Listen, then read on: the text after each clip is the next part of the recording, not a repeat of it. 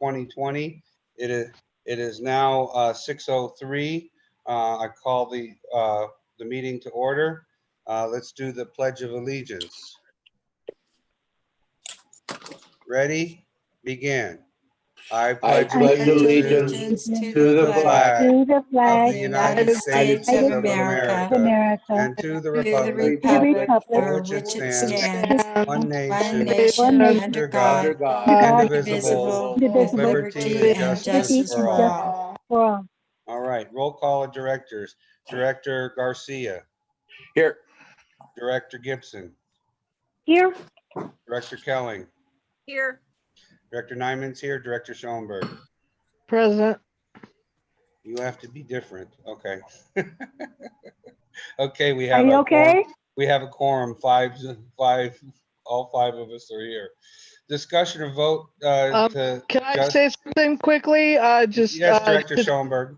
To Tiffany, we need to change a phone number that's on here.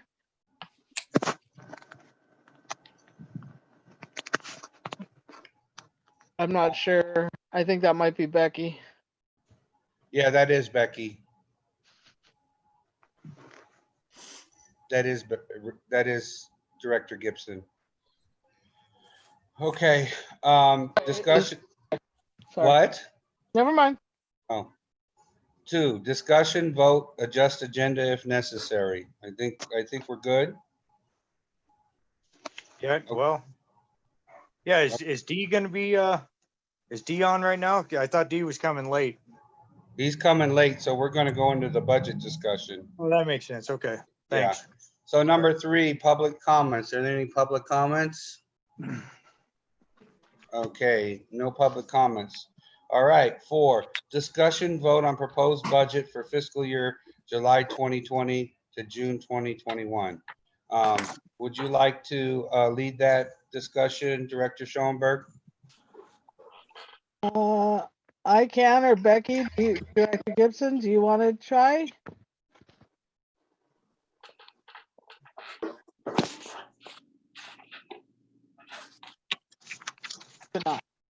I guess not. Okay. Crickets. So we're just gonna go from the top. So the first part is income, and we'll go over the income first, and then we'll go over the expenses.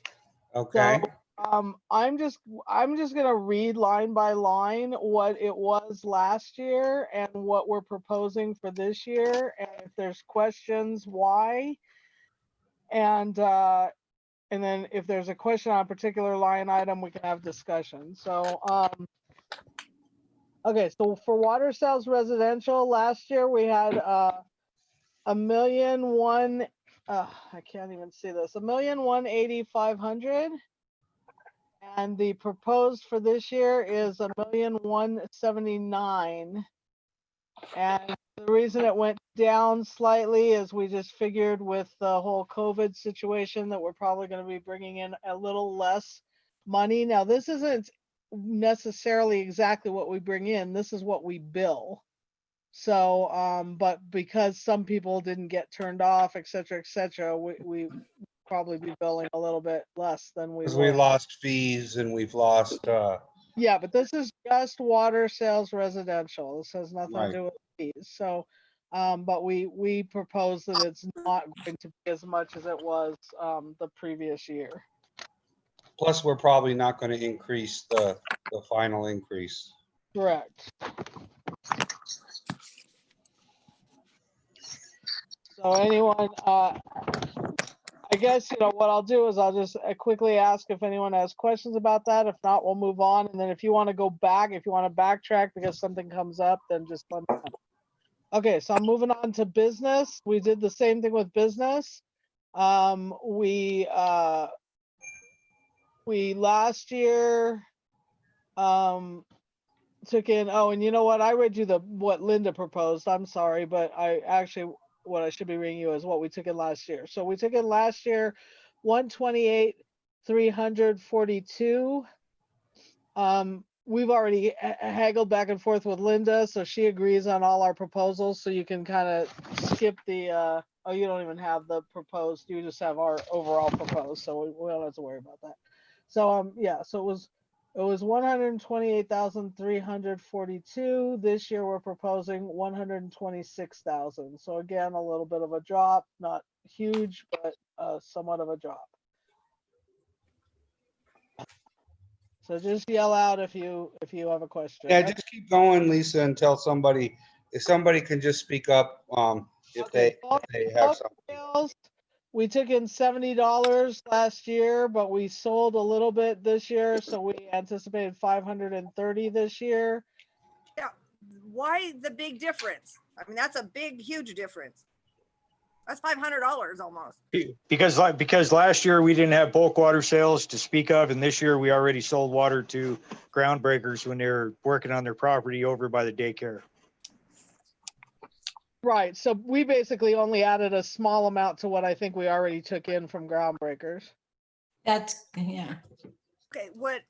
In if other and words, when it's already happened in this fiscal year, Terry. Right, so some of this proposed because we start counting our fiscal year in July, the July 1st. So some Right. of these things are actually based on bills that have already come in or income that's already come in. In this case, we're in income. So some of this is sometimes based on income that's already come in Or Okay. expected to come in. or is expected to come in because we already have like for new connection fees, if we already are expecting someone to pay something, we put that down. Okay, I understand that, but are we expecting, or when we drill the new well or do the test wells? I know we got to supply water. Do we We do not charge for that. That'll come up when we talk about the contract. In the contract, in 2 spots, D has put that we are not going to be charging for water. We do ask them to provide all the things they need to provide to hook up the water and the meter and everything, but we don't charge for it. There is we'll get to that when we get to the. And that's a negligible amount anyway. A water for that. Okay, Okay. go on, Lisa. Thank Okay, you. late and other fees, you're welcome. Late and other fees, we took in 16,198 last year. We basically curtailed all our fees due to COVID for an entire half of a year already, and we're anticipating probably another 6 months. So we dropped that to 8,000. Highly unlikely we're gonna get, more than that. Okay, reconnection fees, 6,330. Again, we're not charging, we're not shutting off, so there's no reconnection fee at the moment. That's been going on since the whole COVID started. It's going to continue to go on until we come out of this whole thing. So we dropped it to 2,500 from 6,330.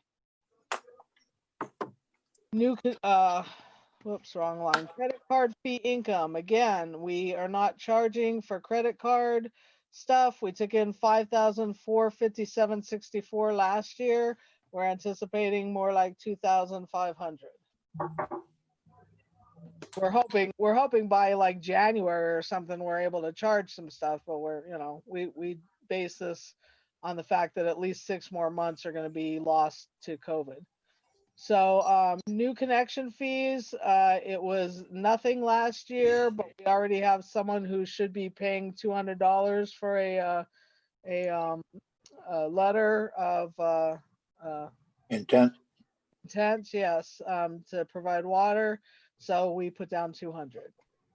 Administrative fee, we took in 15,687.74 last year. Again, most of those fees are completely not happening. They've gone down for 2 reasons. One has been the new law, which we can't charge what we were charging. We have to make sure that everything is absolutely correct based on what it actually costs us to provide. And secondly, there are some other fees in there that we're just not charging at all due to COVID again. So we went from 15,000 to 5,000. Okay, then Kern County taxes. These are, so the first one is Kern County, what they collect on their taxes. We don't really have anything to do with that. That's their, I mean, we do, but that they give a percentage of the taxes that they collect to us. Last year we took in 52,000.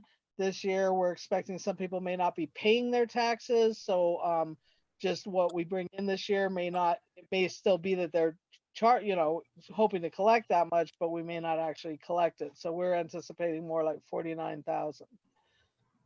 Standby assessment. This is the one that we put in. It's $5 a lot for the year. And it's based on how many people have unimproved lots.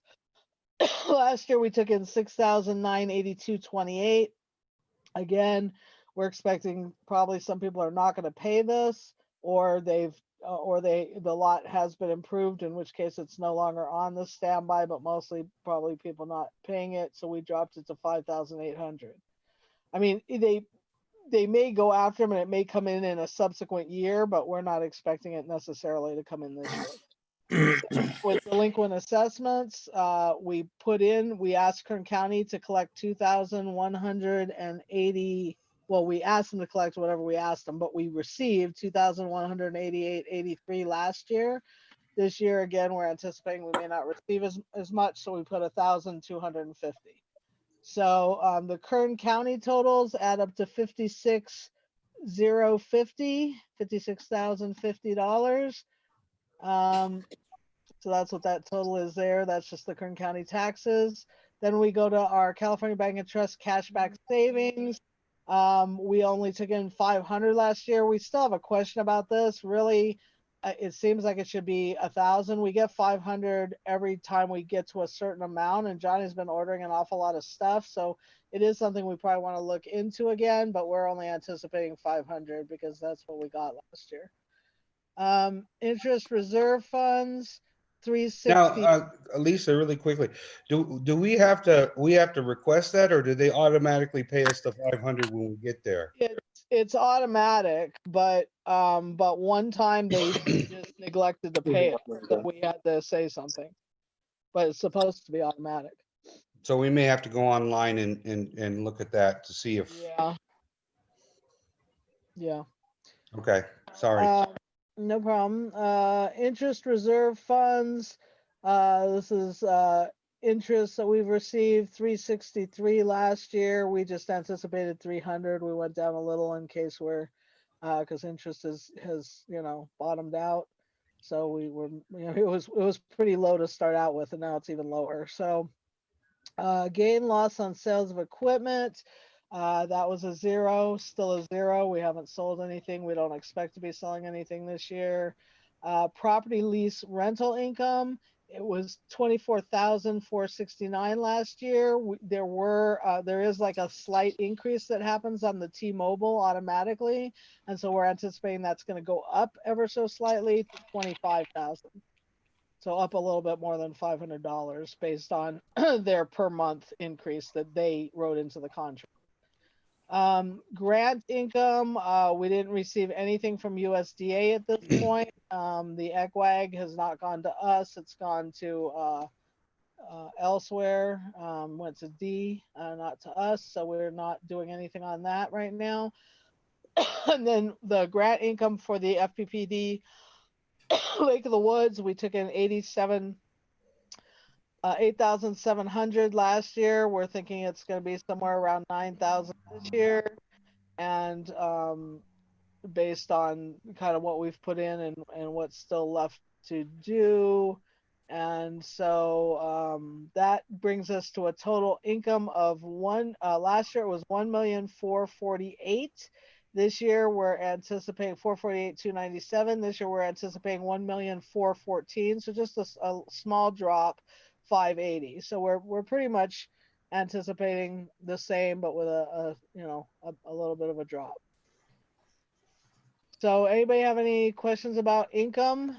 So how this works, the top part's income, all the rest of the stuff is O&M. It's operating and maintenance expenses, all the different expenses that we pay.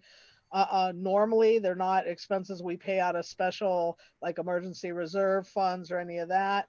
And then at the bottom, there's some stuff that we have to pay that I'll go over, but there's like the normal emergency reserve fund, principal payments and all of that. And so that gets added to it. So basically we do the we look at the difference between what we're bringing in, what we're expecting we're going to bring in, what we're expecting we're going to pay out, and then we're going to add to that the payments that we know for the USDA, and then in this case we'll see at the bottom it's zeroed out, but that's kind of what we're looking for, is to not go under too much, or at all if we can help it. Okay, so let's go to away from income and go to expenses. So, and again, these are just projections. So, we do it as closely as we can. We just, some of these may not be correct. The usual way to look at it is to slightly, not to overcompensate on income, because if you expect more and don't get that, then you're in trouble. And to go to what we think is probably the maximum amount realistically that we might have to pay as expenses. So if there's a question of, a little bit on the expenses, we went to what we thought would be the maximum amount as opposed to the minimum amount. That way we're covered. So, okay, so starting with expenses, Prop 218. We don't have anything listed for that. We didn't do anything last year. This year we are doing Prop 218, but we're actually RCAC is getting a grant from the state to help us with that. So we won't be paying for that. That'll be a grant. The drought emergency grant we did not get this year, so that's zero on both ends, last year and this year. The pre-planning is no longer happening. We just have it on there because we haven't hidden it yet. Just to be able to look back and see what was happening in our pre-planning. The planning, we got $7,399.96 last year. We spent $7,399.96. That's balanced by what we actually bring in. So we're anticipating 9,000 this year. And that ends up balancing out, but for now we have to put it on our expense sheet. How come it didn't balance out the year before though? Because you have 8701 from last year, and we paid out 7299 from that fund, and that fund is usually a zero. So how come that's not balanced? That fund's not necessarily a zero. We paid out less than what we brought in.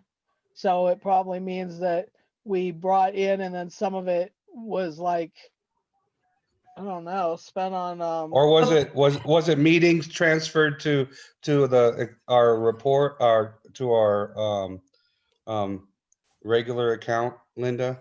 Well, part of it is sometimes it has to do with again, if it straddles from one fiscal year to the next, we might have billed it in one year but didn't receive it for another year. So that's happened a few times in the prior years. So, but normally it zeroes out, or the accumulation of it will zero out over the years. But sometimes it's just a matter we didn't get all that we expected. Okay. right, no but when problem. it crosses over like that, like if we get something early and we hadn't paid for it yet, it crosses over into the Yeah, next no, year, right, I Linda? understand. You don't have Okay. to repeat. We can go on. Okay, so that was planning. Okay, so but we're expecting that we'll be paying out a little bit more on that. But we should also get that. So okay, materials and supplies, that was an old category that we're not using anymore. We're going to be hiding it, but right now it's zero. What we did is that was too vague, and so we created a bunch of other categories that spell it out a little bit better. Materials Okay. and materials. Yeah, and that was, supply. yeah.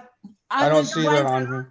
Yeah, because on the ones that I printed out Oh, you did last it already? night, I already took it off. Okay, I'm sorry. I'm reading it off my computer because I can't even focus on the little print that's in the. Okay, yeah, it's fine. I just didn't see it on my list. I need glasses. So if I say something, then it already got hidden. If you don't see it, Linda already hit it.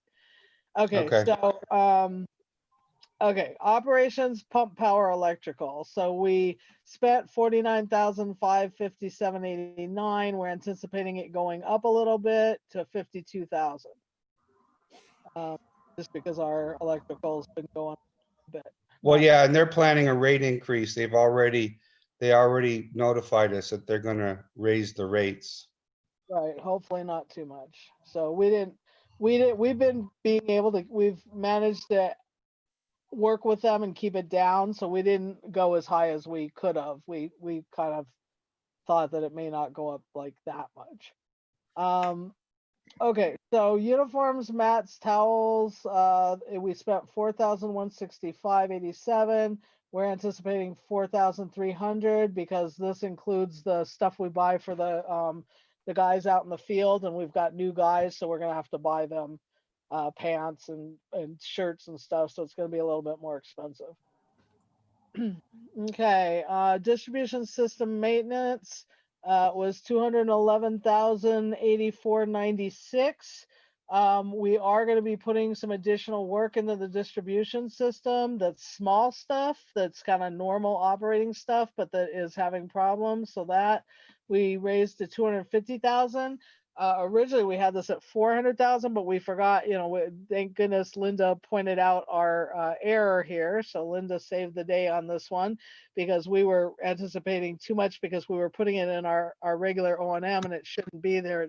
That's coming out of another fund like our, capital improvement or, one of the other funds that we have, the emergency. So What, it doubled from 2019. And it's gonna go up even more? What is in there? I mean, what exactly? that's our distribution system. So anytime we have to do pipes, valves, any kind of telemetry stuff, any of the normal O&M stuff that we're not taking as an emergency or as a capital improvement, just the regular day-to-day stuff, it comes out of there.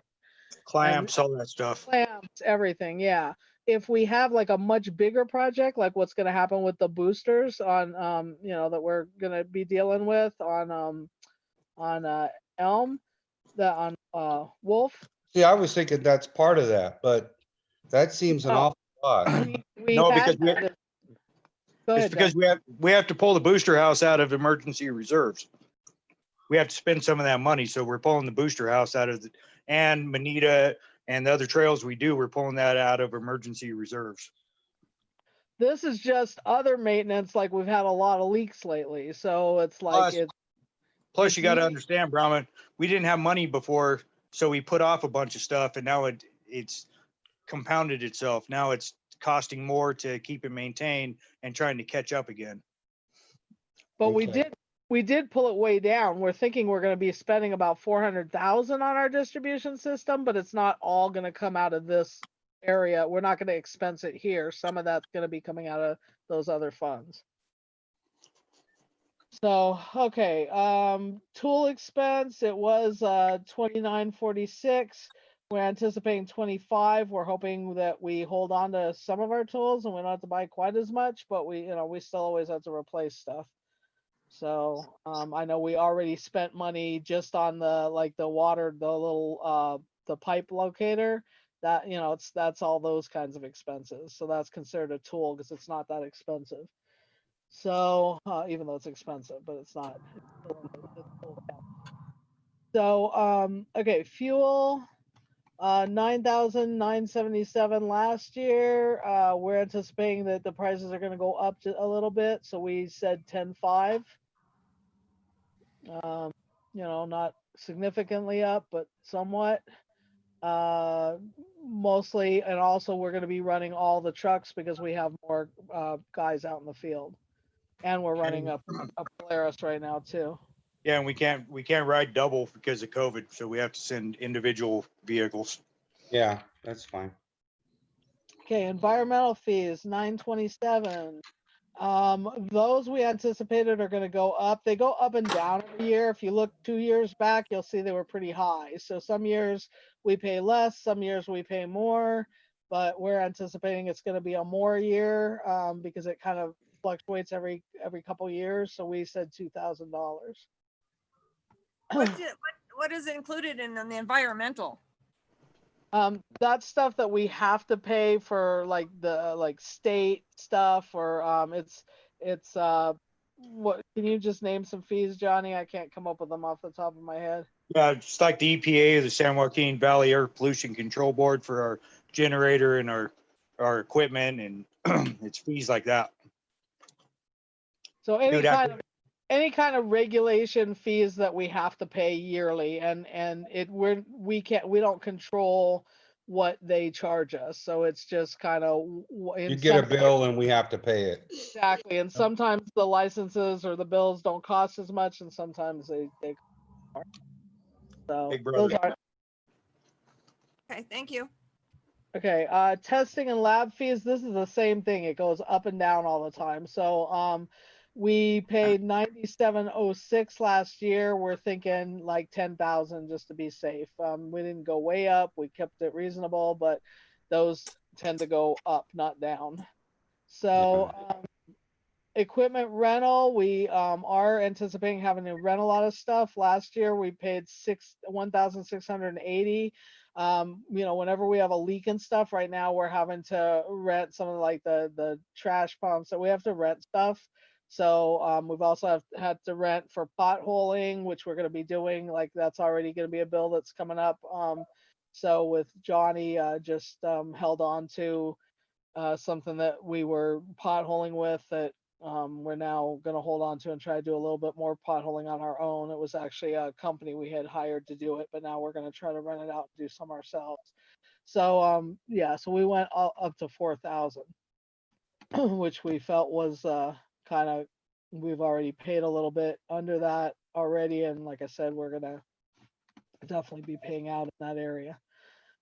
Okay, maintenance and repair. So these are different. So there's the building itself.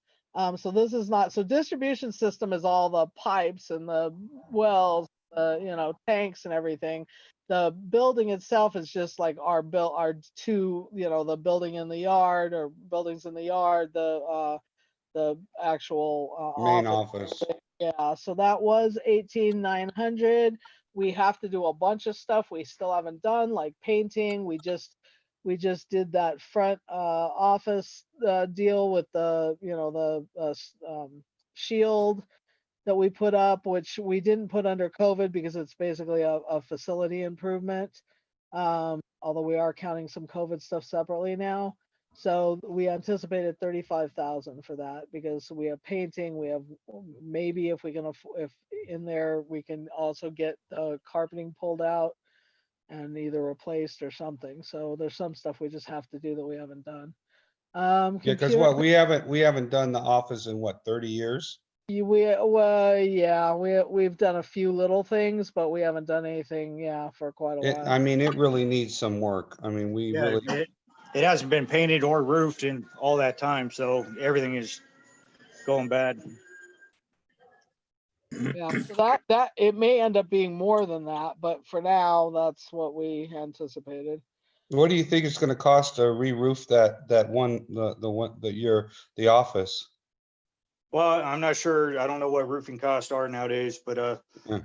as either this year or next year, we're gonna have to roof the main office, and then lower office needs at the very least some repairs because we're using that as storage now, and there's a bunch of shingles that are blown off.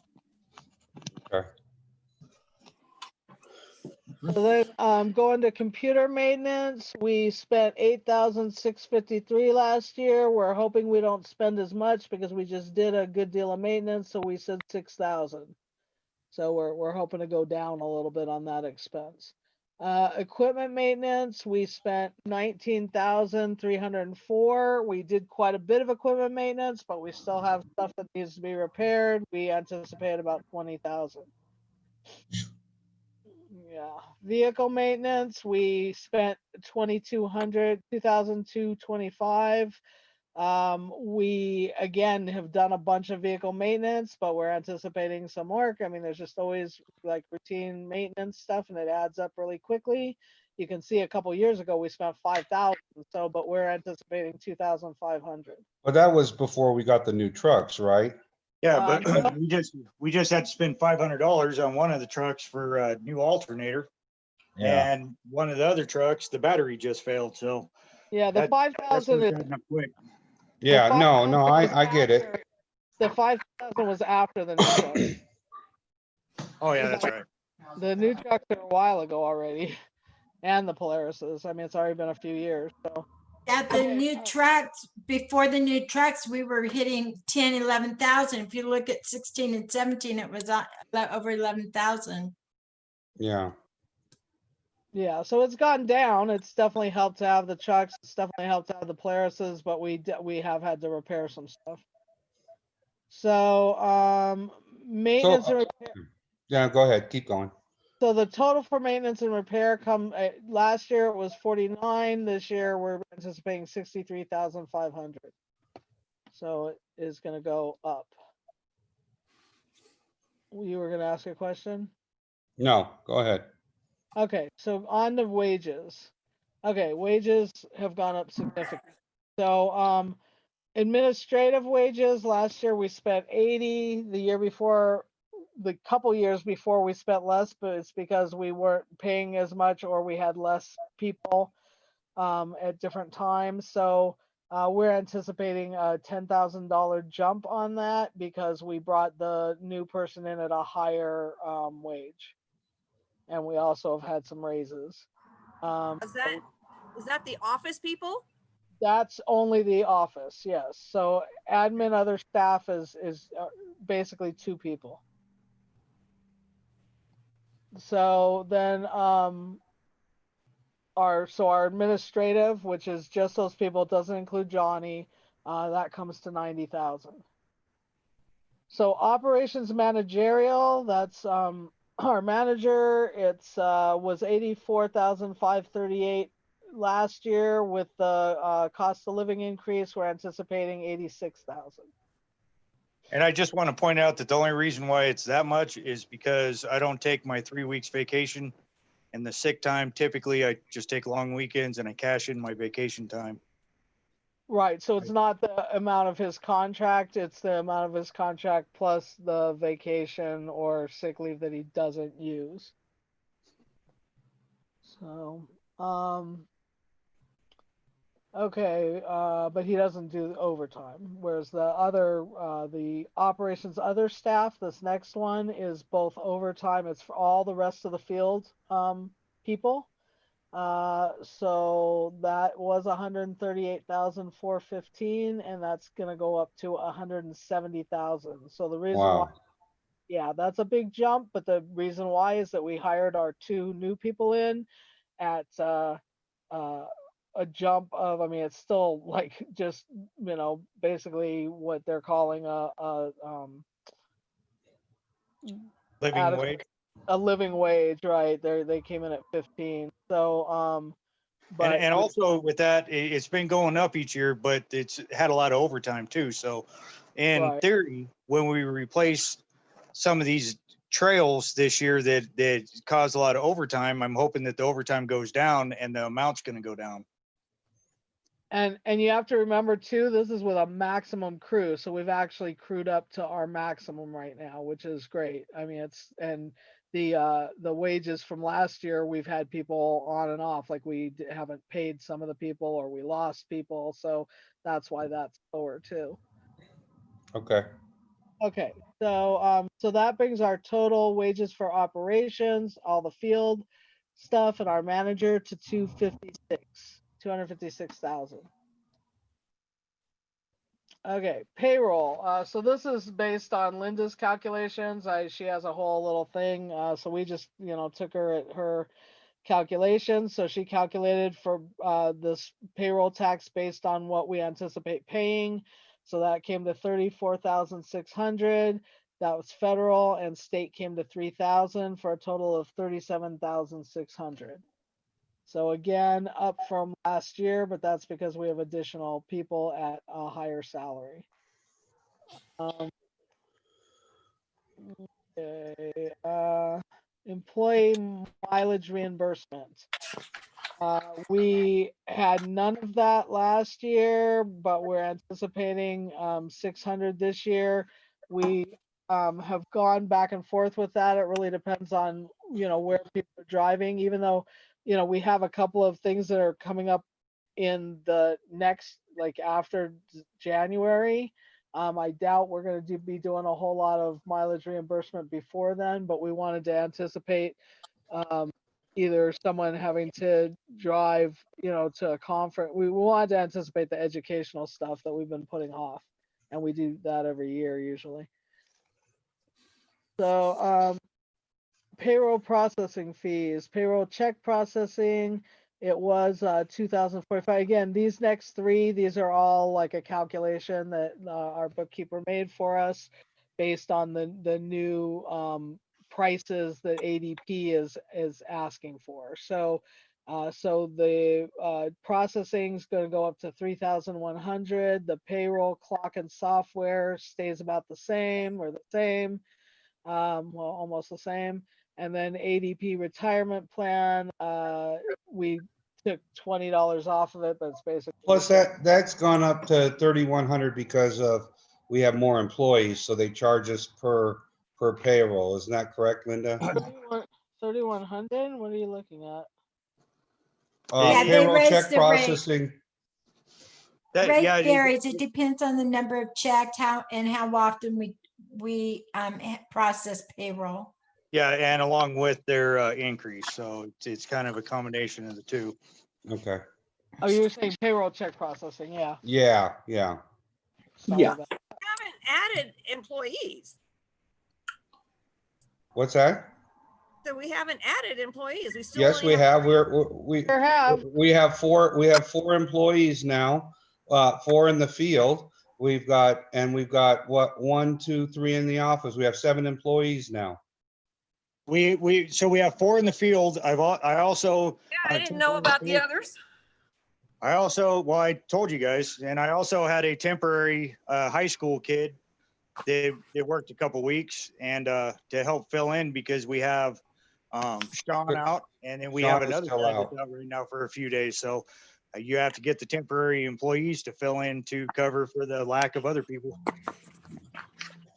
Yeah, we do have one employee out right now on work comp, so. Do we have any idea when he might be coming back? Next guess is his next doctor's appointment is on the 20th. So we'll find out. Yeah, every time he does a follow-up appointment, he came in, he told me he wanted to come back, but I told him he's got to be cleared before he can. So Right. Okay. Okay, so moving on, so payroll processing fees are under there as well, which was 6,055.73 up to 7,100. So again, that's a calculation that Linda made. And then, That was the total of the previous 3 items. Yeah. oh, whoops, yes, it is. Yeah, I was gonna say we're paying even more. Oh. Oh, that's the total. It did some weird line on me where it went down in the wrong spot. So Yeah, it's a total. probably it's right on the one I can't see. Sorry, I should be going from Linda's, but I it's so little I can't see it. Okay. My eyes are going. Okay, so employee hiring expenses. Sorry about that, guys. Was it 140? It's higher because we had additional employees and we have to send them down for a medical exam and a physical and a drug test and all that. So that went to 500 from 140. Employee 440. benefits. Let me Lisa, ask, remember I checked on that on the occupational accelerated occupation. So that actually, when I went in and remember we said we were going to look at that. So I did. It actually brought it up from 140 to 440. So And okay. then the employee medical expenses went down by the same amount. That one went up. So I just read you the wrong thing for last year. So for Right, last Okay. you didn't go with the new one. I have that you're a looking at question doing. though. I mean, so we're fully hired. Why would we anticipate $500? some of this we already paid because we hired right at the beginning This year. of July. Oh, okay, all right. And also we have 3 employees on probation, and so you never know if you're going to actually keep them or not. I Right. anticipate, Okay. I anticipate doing so though. Okay, that sounds good. Just curious. Maybe I need reading this off of the one that I asked Linda to print out for you guys. It's just really hard to see, for me. Okay, I'm with you. That's let- small. let's go on to employee benefits. So again, these are, we don't really have a say-so in this. This is based on how many employees we have and what they charge for various things. So dental insurance, it was at $6,822, but because we have some additional employees, I'm sorry, it was $6,923. See, I'm reading off the little one now and I can't see it. Okay, and it's gonna go to, I'm gonna have to read off my computer. So just yell if I say the wrong thing, because I changed most of the computer stuff, but not all of it. I don't have Linda's on the computer. Okay, so that went up to 8,500 based on having, another employee. Again, Linda calculated all this, so she just figured out what the costs were for one additional employee. Medical insurance went from 116 to 136. That one goes up the most because depending on if you have a family or not, it raises significantly. So that one went up. It was Vision- actually going to be higher, but then the new person wasn't a family, he's single, so it didn't go up as high as I had originally thought. So we brought it down from my original proposal. Right. So, but that goes up and down just based on who we're paying for. Yeah, it depends on how many employees we have. You're right. So, And how many vision- dependents they have. right. So vision insurance, same thing, went up a little bit from 1604 to 2000. Work comp again up because there's more people to pay work comp on from 14,106 to 16,500. It was also a little bit lower last year because we didn't really have a lot of significant claims, but may go up some, but we anticipated for that as well a little bit. Employee medical expenses. Now this was, I'm gonna have to look at your sheet because we decided that we shouldn't have employee medical expenses. It's not on our sheet. Oh, did you hid that one, Linda? Yeah, that's not on our sheet. No, employee medical expenses should be showing on your sheet. It's number 60205. It's showing on mine. Oh, Yeah. okay. I got it. And Oh, that had okay. to do with the bee stings and that, and then there was one where somebody had an accident, so we paid for his doctor as a precautionary. Right. So the reason we had expenses last year is that we didn't turn everything into work comp. There were a couple times when we had to take them first to emergency and they weren't able to go to the normal urgent care that work comp will pay for. We're anticipating making sure that everything goes under work comp this year. So we're anticipating 0 for that. Okay. And CalPERS, we didn't actually end up instituting because of the price and everything. So that's 0 right now. We paid something investigate, but we didn't actually go through with it. So that total comes to 163,200 from 140. So it's up some. Okay, wages and payroll related expenses is the total for everything. So all that stuff that we just went through, so some of them are subtotaled, and then this is the grand total, which is 547,100. So that went up almost $100,000. Not quite, but it went up. So okay, advertising, we paid $595 last year. We're anticipating about 600 this year. We don't think we're gonna be doing tons of advertising, but because we're probably gonna do a Prop 218, right now we're in the process of talking to RCAC. We got that grant. So the grant pays for all of their investigation and as far as our rates go, but it does not pay for going out for Prop 218. So Yeah, by the way, that's a $25,000 savings approximately. yeah, it's amazing. Say, that was really helpful last time they did it for us as well. So, but what it doesn't pay for is any of the extra postage, the advertising, the stuff we're gonna have to do when we do the Prop 218. So that's why, but it really didn't go up significantly for the advertising. We kind of kept it close to the same. What some of the things we are going to drop off of advertising is next time, hopefully we won't have to hire anyone else, but if we do, I think, Johnny was looking at other ways to deal with that because we really got putting it in the paper didn't really get us anything. Okay, So, bad debt expense, okay, so this is so when I was saying that in the income, like our residential water and our business water, that's what we charge, but it's not necessarily what we collect. Bad debt is what we didn't collect, and so it balances against what, there's charges that we don't collect, and so it gets written off under bad debt expense. And so we're anticipating that that's going to go up. yeah. Can I say something? At the next meeting, Linda, is it possible to kind of give us a report on where we stand with delinquent accounts? Every month, that spreadsheet I give you guys, Mhm. there's also a report on there that shows the current receivable. Right. And so you have the current receivable, can kind of compare it against that. But I will check and see if that, Yeah, I'm just wondering can how we're give us doing with the COVID thing, because we haven't been shutting people off. Are there a lot of people not paying their bills at all? yeah, Or I think in our accounts receivable report, I think we can see that figure in there. So Okay. I'll bring that to your attention at the next meeting. I will be in Florida, but I'll be on the Zoom call and I'll have my reports with me so I can tell you where to look. Okay, But I'll make sure it's included in the packet. all righty. Thank you.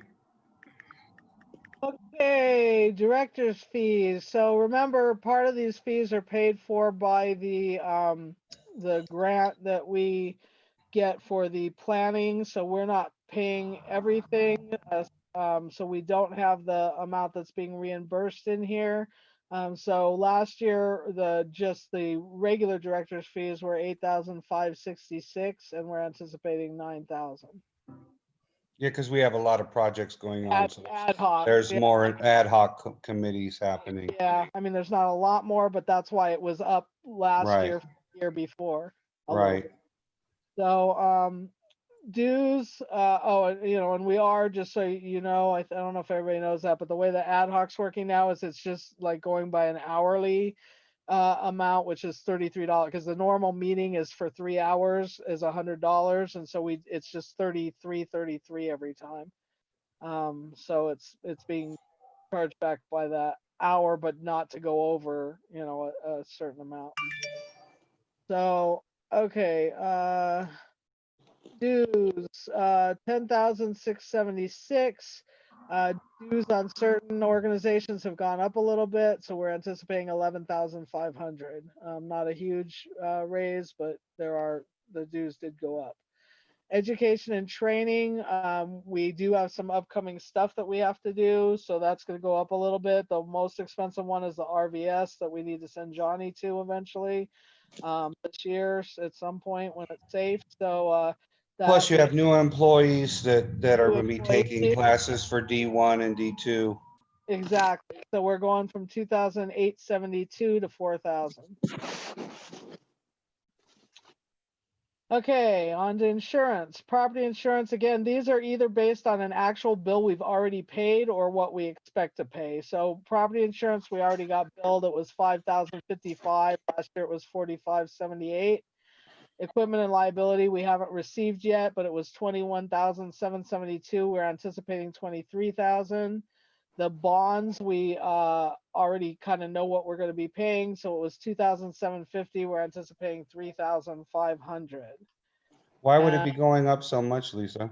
Because one of them was less expensive for one of our directors who does not have as high a coverage, and we're expecting that may change. Okay. So, and also the bonds of may just, I don't know, we figured, Linda, do you remember? I mean, Linda kind of helped us with Well, that. I do know, like my bond insurance and a lot of insurance premiums have gone up across the board with insurance companies. So that was the other reason. Yeah, we Okay. anticipated some raise, and then we're worried about whether it's gonna be the same amount for the one director that we were paying less on last year. Okay. We may be able to pay, that person may now be able to be covered for the full amount. Okay, so interest expense. So, this is the interest we pay on the USDA loans. It's a set figure that comes out of the bonds, comes out of what we're expected to pay. It's gone down just a tiny bit because our interest goes down a little bit as we've had the longer that we are paying on the bonds, the interest goes down a little and the principal goes up. So, so that's 13,700 last year, 13,500 this year for the first one. That's on the first loan. The second loan was 35,168 last year. We're anticipating 35. And then the last USDA loan we got was 47,656. We're anticipating 47,500. So our interest expense, interest only, not including the principal for this next year, will be $96,000. Right around there. Okay, licenses, fees, and permits. We're anticipating that this is gonna go up. It was 4,000 last year. We're anticipating 9,000 this year. Wow. Yeah, because we have some additional things that we're gonna have to pay on. So again, this goes up and down. If you look last year, it was not as much, but if you look the year before, it was 8,400. So it goes up and down again, sort of like our other fees do, our environmental fees. It just kind of changes based on what we have to pay in that particular year. Meeting expenses, this is just like the kind of day-to-day meeting expenses, not the, it's stuff like having to pay for some of the COVID stuff. Sometimes if there's like some kind of food or other, I don't know, there's all kinds of little expenses that kind of come up. We anticipated it going down though, because we're not meeting in person. So it was 796 last year. We're anticipating 550. Merchant credit card fees, they actually are probably going to go up a little bit. We paid 6,443 last year, but because they tack on, whatever they tack on it, we're anticipating about 6,800. Office expenses, 10,791 last year. We're anticipating 11,500. This includes the copy machine, all kinds of just day-to-day operating office expenses, toner, all that kind of stuff. Office supplies, again, that's like the smaller stuff, which is like all of the pens and paper and we didn't include the COVID we broke out of there because our office supply was actually much higher, but that's because we had some COVID related expenses as well, and we broke those into a separate category. So last year it was 6,119. This year we're thinking about 7,000. But COVID, which we have right below there, we spent 505 so far, 85 for like PPE, gloves, sanitizer, and we're expecting that to be 1,500. Why would we be paying so much? I mean, it seems to me Because we that- only paid it for a few months. And we're already into it, and we're probably going to be in COVID land for at least 6 months. I know, but you're buying cases and cases of hand sanitizer and stuff. I mean, that seems to me, how long is a case gonna last? I mean, Actually, that's not what I've been buying is cases and cases. I bought one case of small bottles, one case of big bottles, and then I bought masks, but you can't wear the same mask when you got dirty hands all day working. no, field, that's not a doing masks, problem. But the hand sanitizer, just so you know, I just found the other day, Sam's Club now has it where you couldn't buy it before. You had to buy it at whatever cost you had to pay.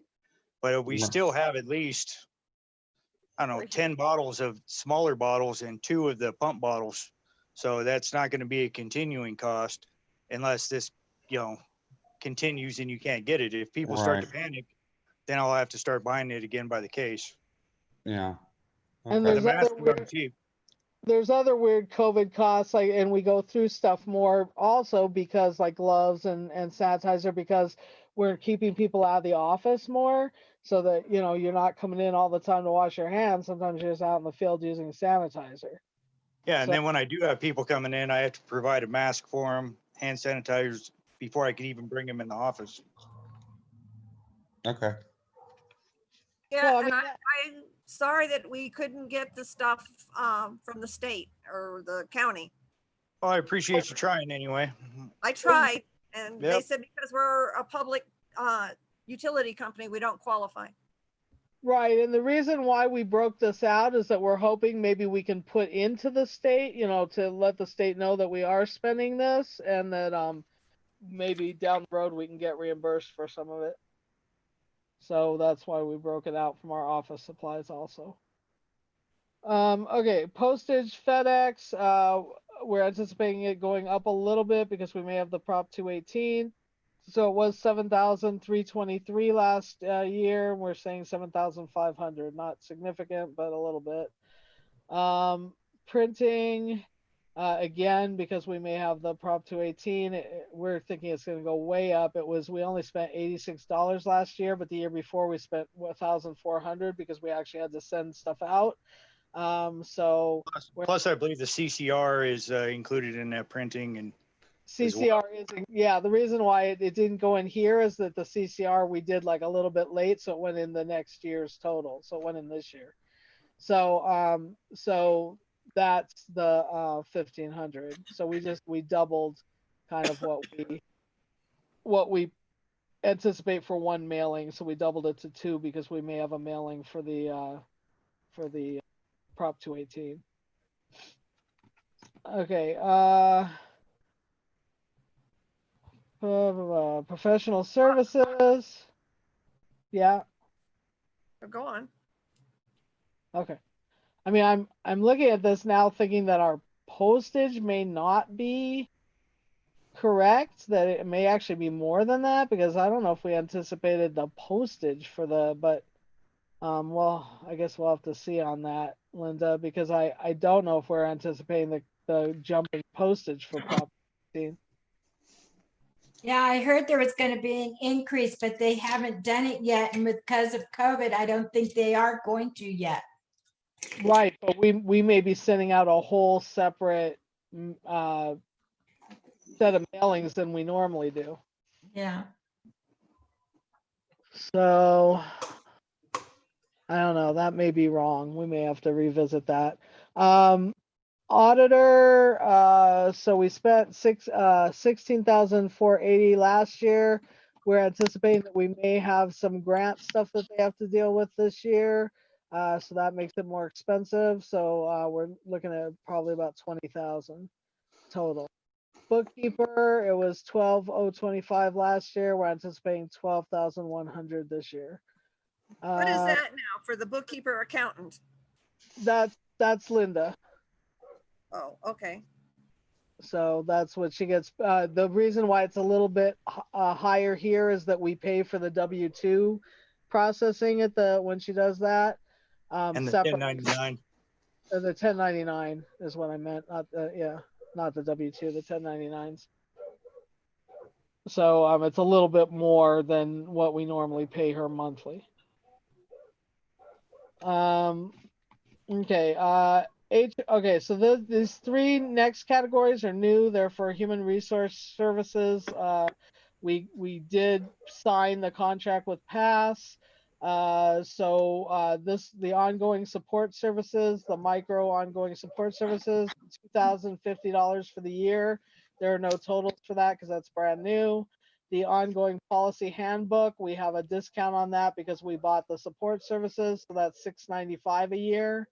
And the hotline services is a monthly fee. We can discontinue it if we're not happy with it, but it's paid in quarterly, which is I think it was 28 a quarter. So this is 4 quarters worth, which is 1,530. So, again, we may get into it and find that nobody's using it, in which case we may discontinue it, but we didn't know, so we put in for the whole year. Legal fees, this is again not counting the fees that we pay out that are paid for with the planning monies. So outside the planning monies, all the other stuff we've been having to do legal stuff for, we had $18,010 64 or 18,011. We're anticipating it's going to go down a little bit because we are paying for the HR services, and some of that was going straight to the attorney. Some of it is still going to have to go to the attorney for like a second look before we actually implement it, but it's still going to be less expensive. So we're anticipating 15,000 for that. And then another new category is translation services. We've had to do some translation based on some new laws that are in place. This last year cost us 1,766. If something else changes, we're anticipating we may have to do the same thing. So we put in 2,000 for that just to be safe. I don't know if that's going to come up or not. We weren't sure what, but any new things have to be translated. So professional services total comes to 53,375. Okay, so the next one, property taxes, that's pretty much a given, although I don't know if we paid it yet this year, but it was 87, we're paying 90. That's just on one small piece of property that we pay taxes on. Everything else we don't pay taxes on. What is that, Cold Springs? Yep, yeah. Publications, we did not spend any money, but usually we do. So we put in $100 for that because usually we have to buy a few books, but it's definitely gone down over the last few years because we're mostly doing stuff online. Wouldn't our the Mountain Enterprise subscription go in publications? Yes, Because we've been paying for that. where it should be going in there. I never Yeah. thought about it, but yeah, we probably should. Where have Which you been? one's that? The Mountain Mountain- Enterprise. Mountain Enterprise, I've been putting that under advertising. No, that's when we pay for advertising, but we get the paper every week so we can check, what they're writing about the water company, blah, blah, what's going on with water up here that they know about it as far as other companies are concerned. So we get it every week. That should definitely be going under, it's in the wrong spot. It should be going under publications. Yeah, I'll look at the invoices because I've never seen an invoice where it's for to get the publication. It's always been an advertisement. Do we have a regular ad in there? No. Okay, I'll double check those invoices. Okay. So that would still balance out though. So if she moves it from another category to here, it should balance. Security monitoring, that's our security system around the yard and the office. 1,440 last year. We anticipated it might go up slightly, so we put 1,500. The monthly expense, although they haven't raised it so far, but Why did it go up so much? Because the first 2 years we paid 960 and then all of a sudden we jumped to 1440. we got Oh, extra well, stuff, right? Well, no, part of it is there was some type of wiring issue on one of the sensors and they had to come in. And since we don't pay a maintenance Oh. fee, we have to pay for when they send somebody up. Oh, that's right. So some of this is actually maintenance of that security too. Yeah, because I didn't think it was prudent to pay a monthly fee for something that we're probably not going to have to use that much. Hardwire sensors should not be going bad and need constant maintenance on them. So you can think of some of that as covering them coming up for maintenance. Well, hopefully we won't have that expense. Hopefully not. So it may go down a little bit. Okay, telephone. So telephone, the answering service, we anticipate it's going to go up a little bit. Actually, we didn't put it up. We put it the same. It was 2,077. We put it at 2,000 because it was. No, last year it was 1793.93. Yeah, you're looking at the cell phone line. Yeah, I'm tired. Okay, sorry, guys. So you're absolutely right, 1793, and we do anticipate it going up a little to 2000. Cell phones, And that's that, all based on how many calls we get because they charge us extra if we go over a certain amount of calls, correct? Exactly. Yeah. Okay. okay, cell phones, I'm sorry, cell phones is the one that went down ever so slightly because we're not doing but it's still pretty high. And the reason it's pretty high is even though we're no longer paying for the individual cell phones, but now we're paying an amount each employee for us to be able to call on their cell phone and also to be able to cover their, Let me ask a question. Are we paying for the front desk cell phone? We are, because that's part of the issue that came up last time when somebody is home sick or gone and somebody has to fill in on that desk and there's questions that always arise. You got to call them at home and ask them questions on where it is and what to do. That's why we're paying her, just like we needed to with Cassandra. Okay. This one being in PMC during the winter, she may be home a lot. Well, I mean, in the old days, I'd agree with you, but we get so little snow and things that are going to keep people from coming that I'm not too concerned with that. Oh, And she's actually talking about moving closer. this last year was pretty bad.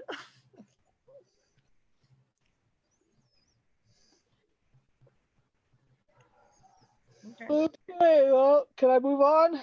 Yes. Yeah.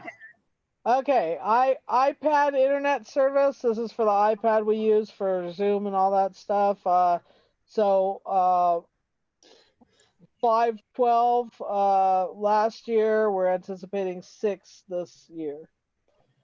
Internet call data we're no longer paying for. That's probably hidden. Did you hide that, Linda? Mm-mm. No, it'll be hidden next year because we had a figure in there for the 16-17 fiscal year. So it won't show up the next budget. Okay, and just so you guys know, it doesn't actually go away. So that number doesn't go away. It just gets hidden. So if we did need to look back and see what we've been paying for a particular thing, it does stay on QuickBooks. So, okay, Internet Office computers, 710 last year. They just raised this.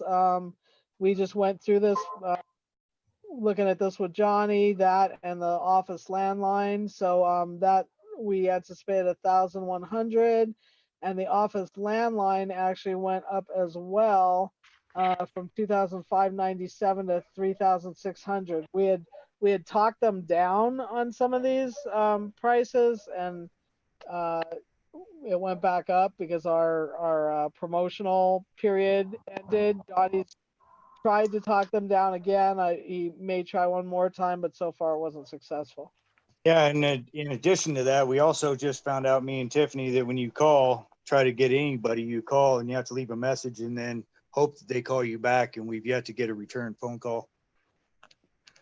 What we did find though, which was really crazy, is for some reason we weren't getting any of the mail for the Office landline or for the internet, right? Was it the internet? The No, it's the landline. landlines. Oh, the landline. Oh, yeah, it was the Office landline. So we're really blessed that they didn't cut us off because we owed a bill of $1,500 that we just paid, that John just paid. So on the credit card, because we haven't gotten that mail since March. Yeah, you know what's funny is just yesterday, I got a late notice and they have the address correct. So there's no reason why it shouldn't have got to us unless, I forgot to check and see if they had the right PO box. I need to check on that. I'm pretty sure they have the right address. So did we And have I to think pay the it? reason why we didn't So get now- shut off is because of COVID. I think that's the then- only reason why it didn't then- get shut off. Then what? We had to pay a ton of late fees? Yep. Well, we're going to try to argue Did- those late fees if they have any. I don't know if we have any or not. 'Cause we Late didn't fees get the came bill. to about $46. But we'll still argue it when we get somebody on the phone. Yeah, okay. But yeah, we just caught that going over the budget. So it's a good thing we were doing that. Okay, so travel. Again, we're anticipating RVS training at some point and possibly the travel that Tiffany does. I'm hoping that by next year it'll clear up. Um, so lodging, we spent 850 last year. We're saying about 1,500 this year. Mileage, we spent 147. We're saying 150. Meals, we spent 332. We're saying 350. Airline, we didn't spend anything, but if we send Johnny, we're gonna have to pay for his airline ticket, so that's probably gonna be about 500.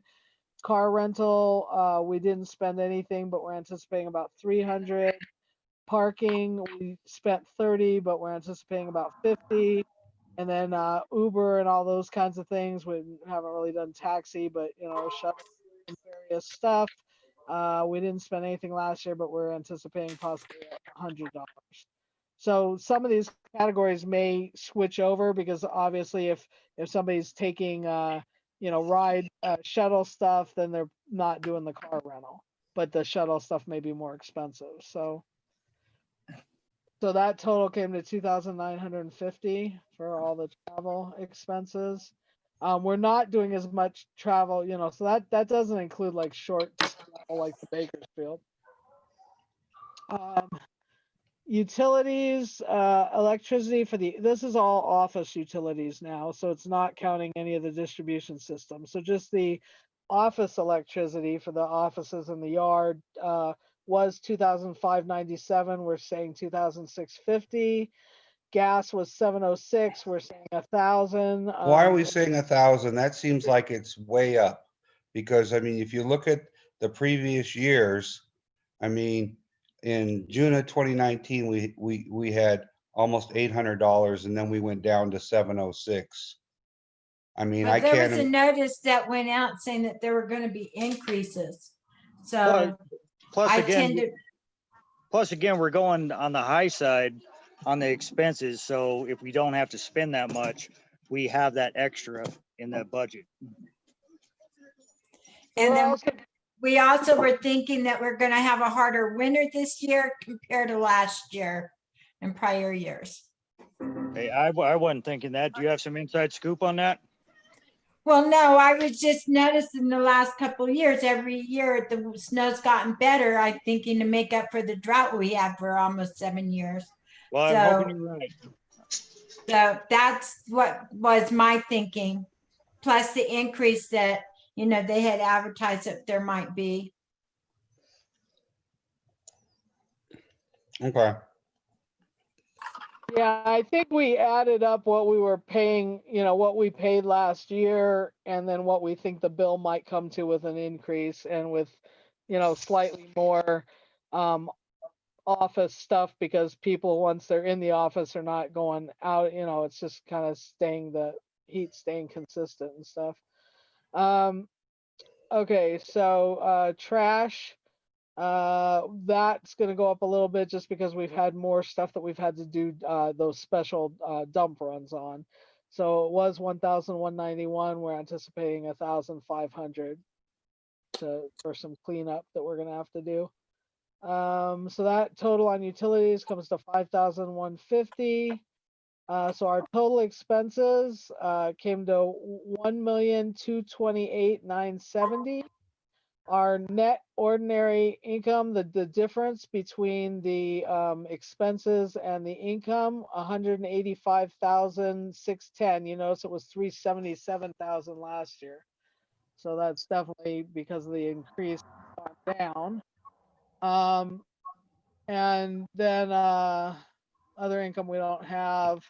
The other expenses we don't have right now. So our net income, 185,610. And then to that, we need to add all of the payouts that we do. So the USDA loans, which we put in there, including the reserve and the replacement fund. And we included, so when we talked to Dave Warner and to Oscar, we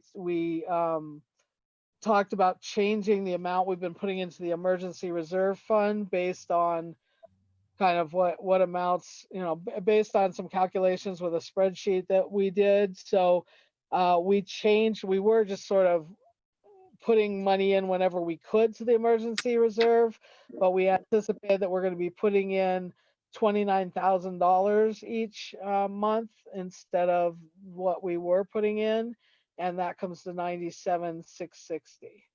Are you just gonna put in like a monthly, like just put in a regular, like it's an expense and have that 29,000 go? Well, when we can, but it's also not going to be set in stone. We kind of averaged it out over the year. So if one month there's not quite enough, but the next month there's more, then it's still can fluctuate. Now, I thought the figure was 19,000, but we had to bring it down It is not. It is It's 19. 19. because in order to make it the budget balance. Yes, it's 19. Okay, so the treasurer just has to remember to put that in every month. Well, every month that the bookkeeper, accountant person tells me that I can, or that I believe that I can, and then I'll bring it to you. So it's not going to be an automatic. It's not going to be an automatic payment like the USDA loans or the reserve or the replacement fund. It just, it's what we're anticipating that we can put in. But if things are not balancing, then we're going to have to look at it and vote. on Right, whether of we- course. That makes sense. Okay, And this 97,000, which, because it was originally going to be higher based on 19,000, but in order to balance the budget, we had to bring it down. So that 97,000 divided by 12 comes to about approximately 8,200 per month instead of 19,000. That's good. Yeah, I thought we didn't. You're right. That's down. I thought we didn't bring it down and we were able to balance.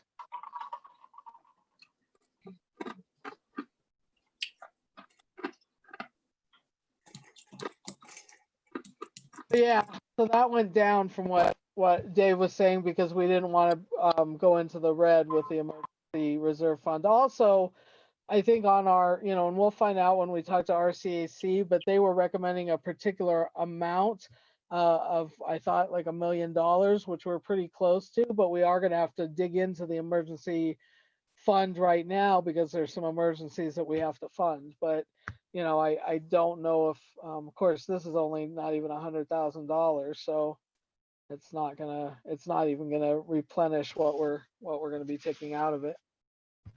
Well, and we don't want it to because people are looking at it as like we're rich now and they don't want to give us grants or funding.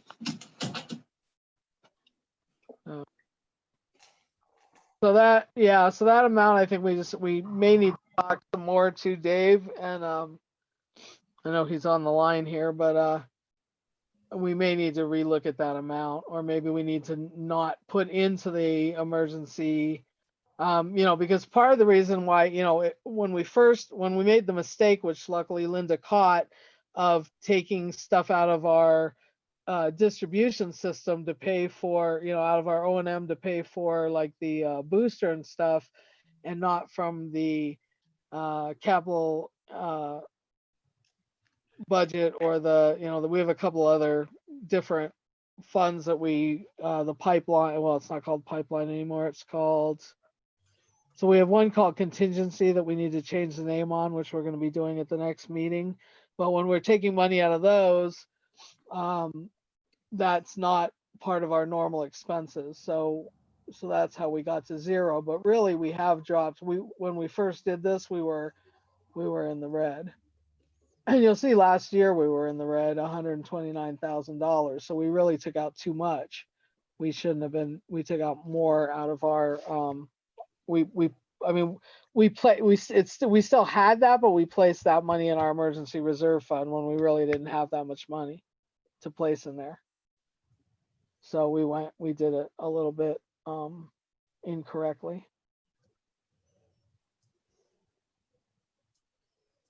Dave, do you have any thoughts on the emergency reserve fund? I know you and Oscar were.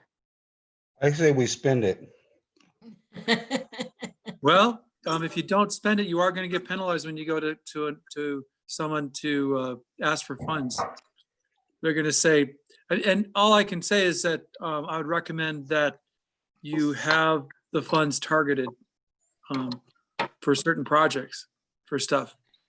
Right, but as far as putting in money for it, I mean, we have like, it's pretty small amount earmarked for the whole year. 97,000's not, not a whole lot, but if we're finding that the numbers are changing and we're not balancing out, then I'm gonna probably recommend that we don't put anything into that, any more into the emergency reserve, even though we're gonna have to take some money out of it. Well, here's another thought too, is we increase the amount for the distribution repairs to include some of the other things that we said we weren't going to take it out of there. We're going to take it out of the emergency fund, use the operating funds to do that and bring this down to zero. So put that 97,660 on the distribution expenses based on what David just said. Well, I think we need to use that contingency fund up. I think we need to go ahead on Not a the need- stuff. It's not a need anymore, Director Nyman. It's a we have to. So we're gonna be depleting, not only because the things that we're gonna have to pay for, and one of them may be the well that we're not getting money for, that we don't know yet if we're gonna get a loan for or not. Right now we don't have enough money to even pay for that well if we're paying for the other items.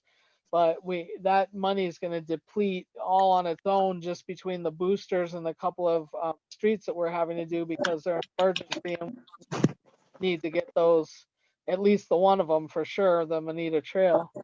Yeah, we don't have an option on not completing at least the two projects that we started, or at least the booster station, because it's already got the building torn down and all opened up. It's got to be completed before winter time. So the booster station and the line running down from it has to be done. Yeah, no, that's no problem. I just like to know what the costs are. I mean, so that's, I'm trying to get a quote from HPS right now. I have to work with Dee though next week on that. okay. So Okay. based on what Dave said, do you accept my recommendation to make that zero and put that amount up into the distribution expense?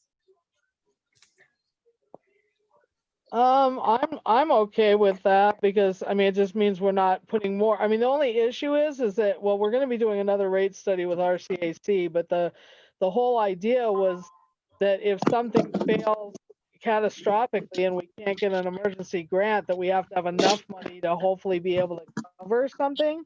And so they were recommending we have enough money to be able to cover a well, which is exactly the position we're in right now. And We have 900,000, I believe, in that emergency fund right now. not even enough to cover a well. No, Right. and as a side note, I just, Curtis sent his guys up here. They did a sand test to see how that repair has been holding, and it's still holding. There's hardly any sand at all getting into it. So, we have a few months to, I'm anticipating that we could get through winter and work on getting the funding. So No guarantees though. I would say that maybe we should go ahead and try and put that emergency reserve fund money, put it to zero this year and put that money up in the distribution system, because some of the stuff that we're doing is it's normal O&M, like it's normal O&M on our pipes. It's just they're old and they're having problems. So You're talking about zeroing out the 97,000. Is that what you're talking about? yes. Correct. Okay. Either way, it's going towards your capital improvement costs, right? Your replacement costs. Right. It's replacement cost. Yeah. Yeah. I mean, the other part is that the financing from USDA, if it was 100% loan, you could get financing to replace that well, which would be a 30 or 40-year loan. It's at 1.5% interest right now. Yeah, but and he said we have to get interim financing. Yeah. Well, we can't talk about this. It's not on, you know. It has Yeah. nothing to do with the budget. Okay, doesn't- I'm recommending that we take that money, the 90,000, which is a different amount than what Dave had anticipated anyway. It's lower because of all our added costs. And just go ahead and zero that out. So that would zero, Dave. I know you had originally, you and Oscar had come up with that figure of whatever it was, 29,000. Are you gonna put it into our operating? Whatever it was. Yeah, and put it into the system, the distribution system maintenance. So it would go from 250 to whatever that figure It is. brings it up to 347,660. So then Brahma, or Lisa, this would mean Brahma would be putting the 8,000 a month into the, I'm not doing anything. She's the treasurer. oh, well, okay. Lisa, you would be putting the 8,000 in the distribution every month? No, it would stay in there and we would not be taking money out of our, so what happens is our income would go directly, it would be expensed as a normal operating and maintenance or normal O&M, and not be put in the emergency reserve. So it wouldn't be for per se capital improvement. I mean, it is a type of capital improvement, but right now that the pipes that we're having to do are kind of more O&M, right, Dave? I mean, just the little small stuff we're doing where we're getting, because we have all these clamps that are going on there. We can't keep putting clamps on, for instance, Manita Trail. I mean, you're putting in pipeline, you're replacing stuff, right? So I Yes. would count that as a capital improvement. I just would want to make sure that that's the description of that is not strictly restricted to pipes, but it can be used for other capital improvement costs. So are you recommending that down below, because it's capital improvement, instead of titling it as a transfer to emergency fund, add another line and saying capital improvements? Well, capital improvements is your distribution system. You can argue that the well is part of your distribution system too, but I just Right. don't know what the idea of the board has on those funds. That's all. To me, it sort of strikes me, an emergency is emergency like type work, but some of those jobs that you're talking about are pretty intense, large. The booster pump station, that's a pretty large type of work. Not that it is an emergency. We're actually not taking that out of emergency though. We're going to be taking that out of our Contingency. our contingency fund, which we are going to change the name on that to capital improvement, or capital improvement regular. Not the short-lived assets. And then we had another fund, the pipeline that we were going to change to the. No, I think we were talking actually about changing the contingency to the SLA, because I'm tired. The recommendation from Al was to change names on the USDA funds, but we can't do that, and we can't just use that stuff. It doesn't work that way because we have to go by what's in the bond book. So I'm not really sure what he was talking about, but we did think that his recommendation was appropriate. It just wasn't appropriate for those funds. It was more appropriate for the contingency, which was the money that we had pre the second USDA loan. Yeah. I mean, you'd still be collecting money to pay for replacement of meters and valves and other hard costs on the system out of that pot of funds, right? Right, because that's the distribution system, yes.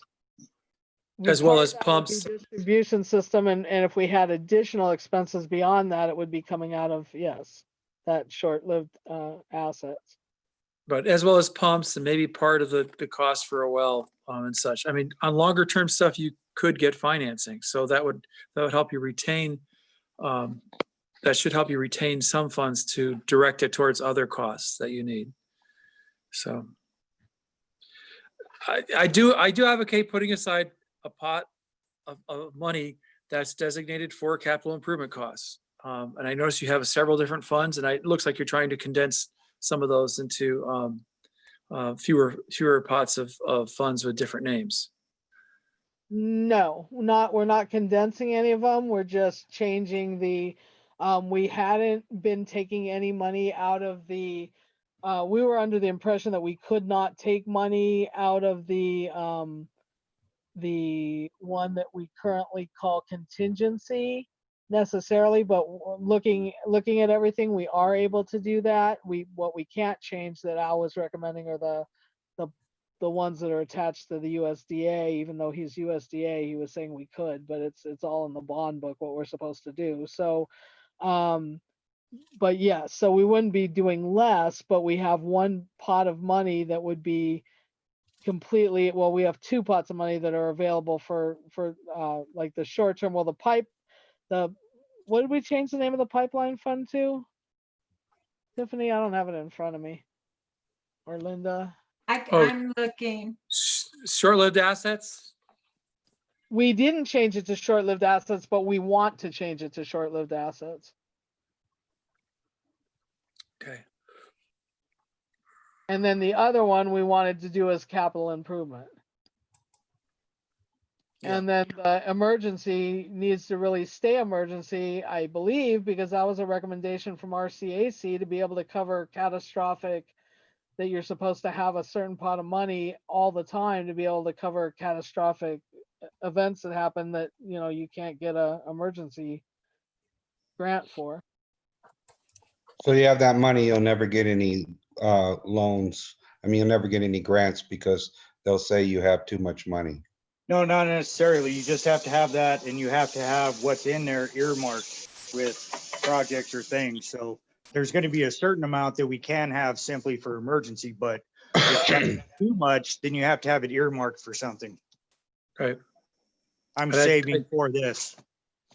Right, and it's difficult to approach a funding agency and say, that's earmarked, or that's for improvements, and they say, well, what improvements? And then you're going backwards to trying to justify it. If you come forward with, well, here's where it's gonna go, they're a lot more comfortable that those are earmarked. That Al pointed out in one of his last emails to me that he looked like the district was scrambling to cover what they were going to use that money for, instead of. Which is not true. It's just that we were holding on to it because we have been paranoid about spending stuff because of like everything that's been going on. So that's not really true that we're just like scrambling to make up for it. And we really were basing that emergency fund on the fact that we might have to pay for the well out of it, which still is a possibility.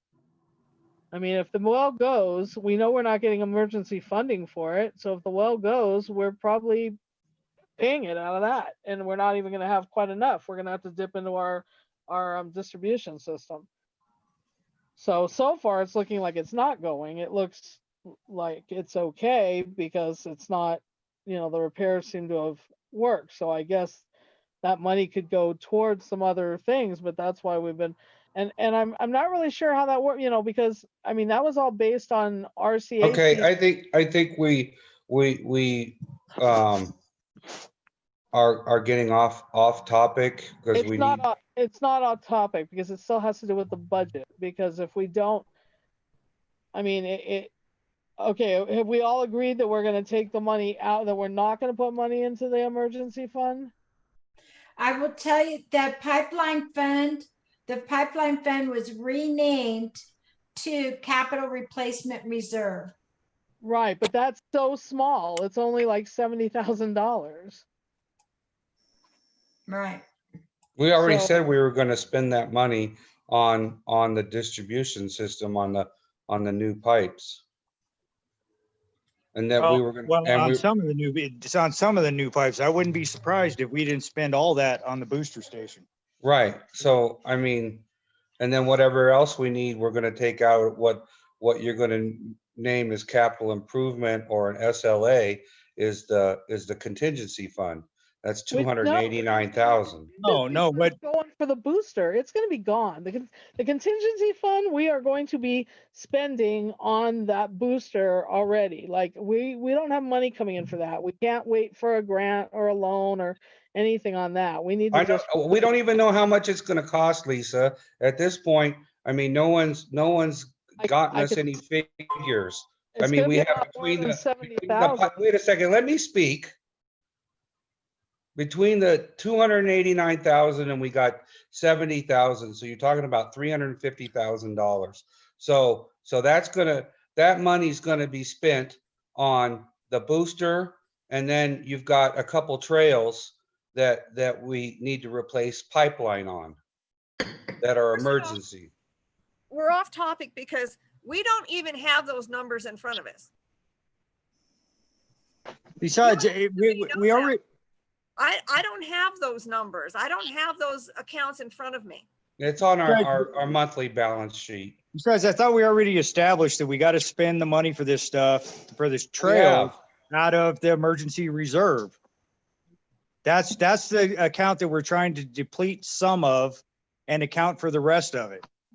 Well, I think we have to have more discussion on this because my opinion is that capital, because we've been holding on to the other money that was the general fund and the contingency fund.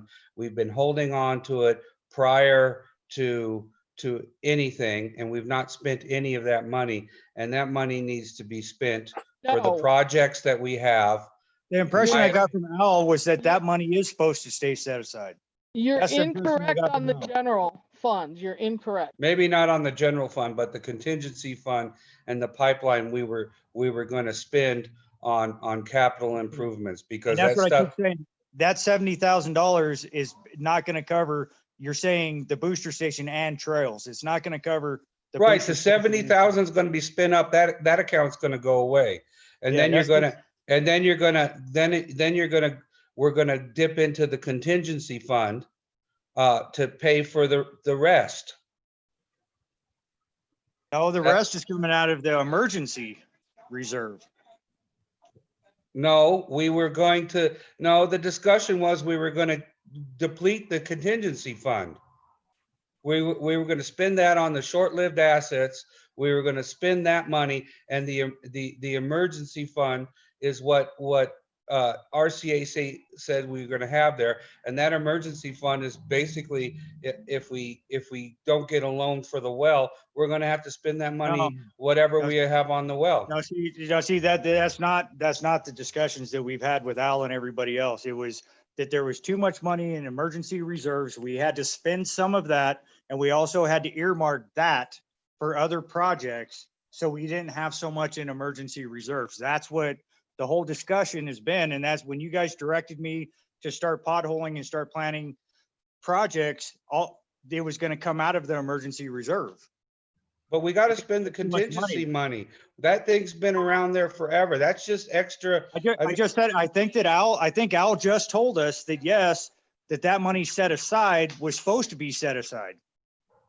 So we need to read those two bond books that I have already pulled out, on my, my work desk to look at them, to see what we have to keep set aside. But when we brought that up with Al, that's what he was saying. Oh yeah, okay, yeah, you do have to do that. The only set aside stuff that we have is the replacement funds and the reserve loan funds. Those ones come from the bonds, and that's what we have to keep in case we go belly up.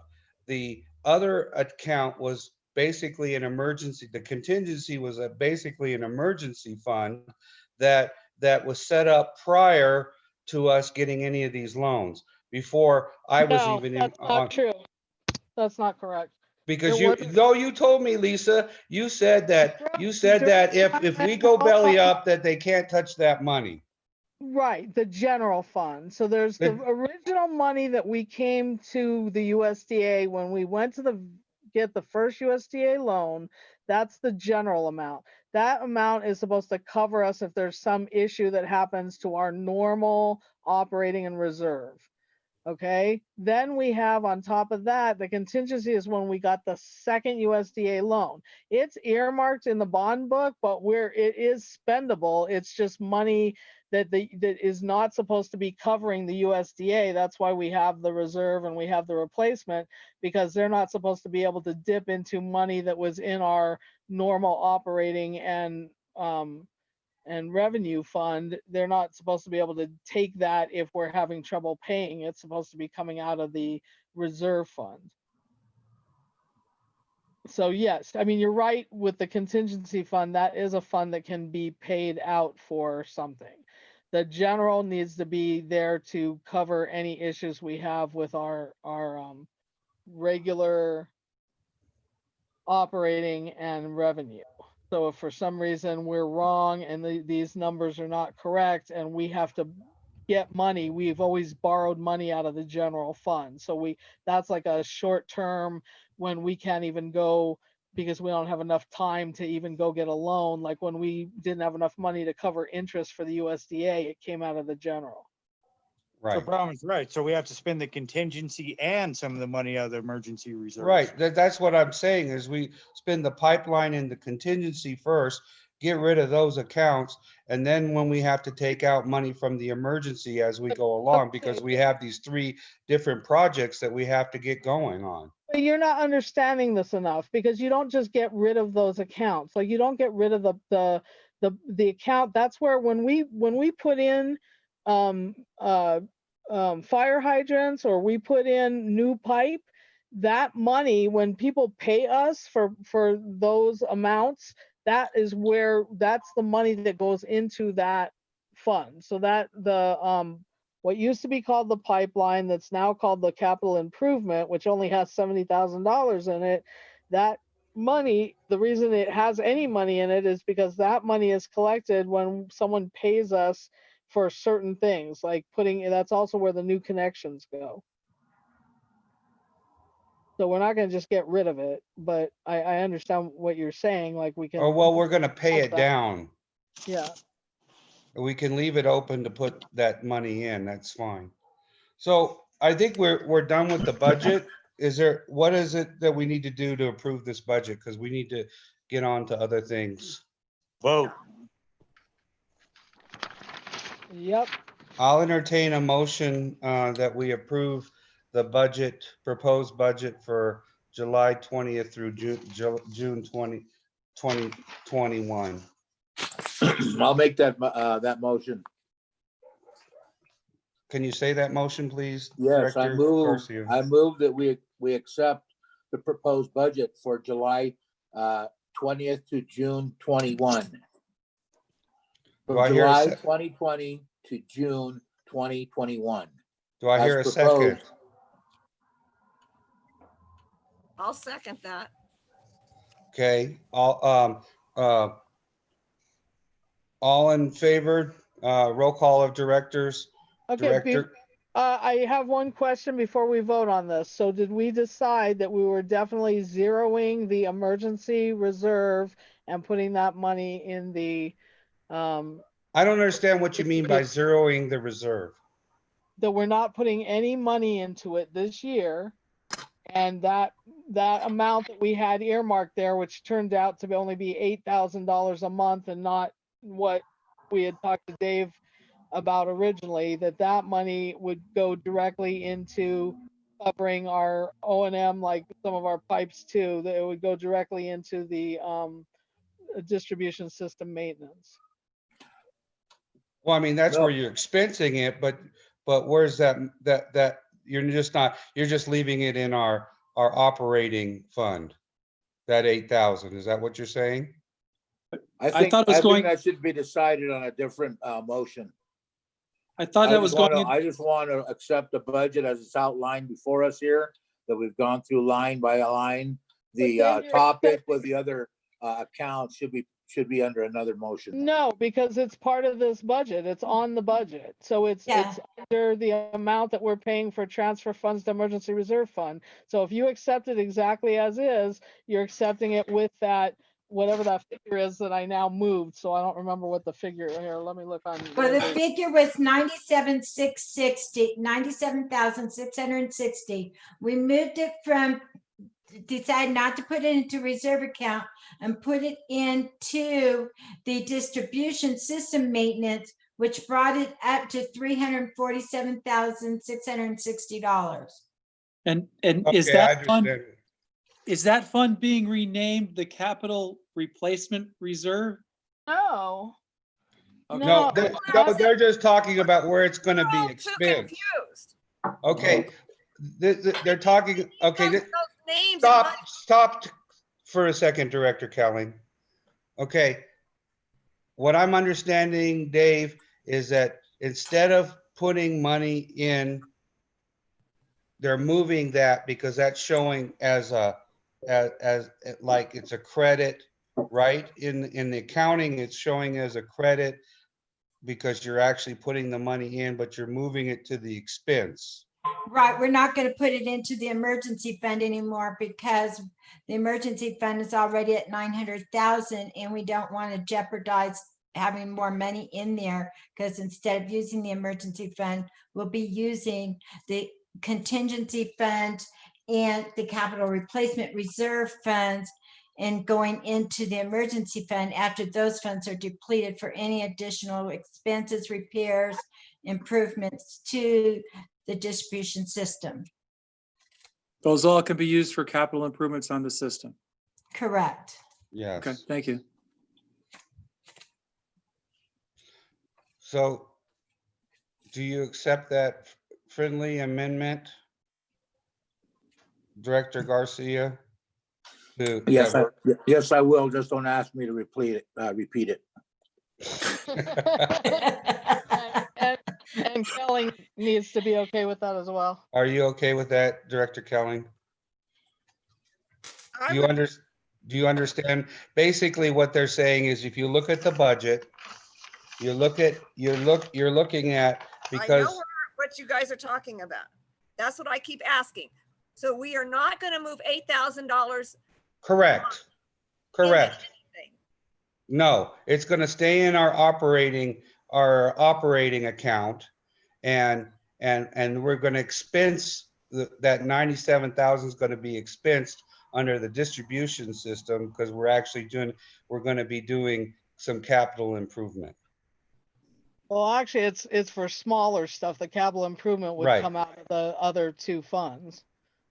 But it's still, it's still for pipeline and stuff, but it may not be for like the booster stations are gonna have to come out of someplace else. Right. And funds would be collected every month that would go into those accounts for future replacement or repair. Mm, I'm asking because if you go to finance something and you, where you could avoid having to deplete a whole fund, you could finance something based on you're collecting so many dollars per month per user to go into that account for these, for Well, the, it does go into the one account, which is the one that says capital improvement.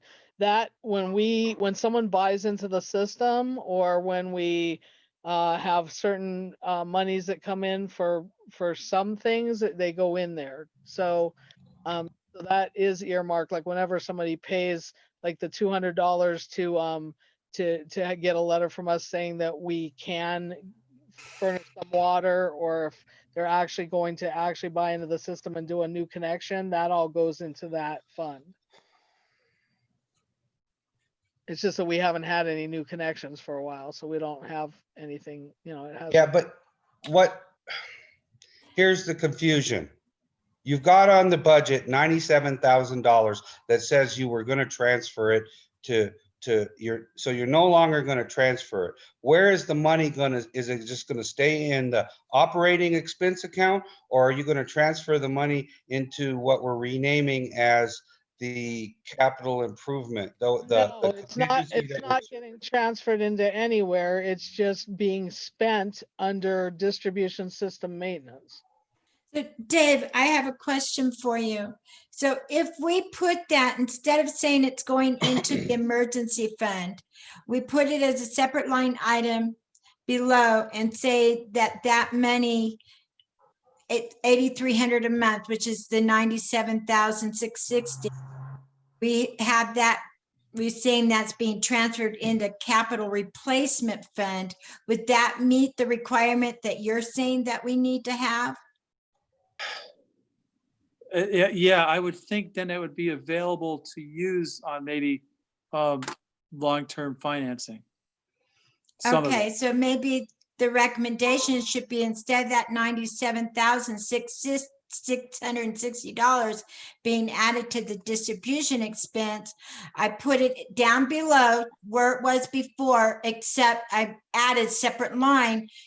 We'll put 0 for the emergency fund, add a separate line right below that saying transfer to going into the capital replacement fund so that we meet the requirements that Dave is mentioning.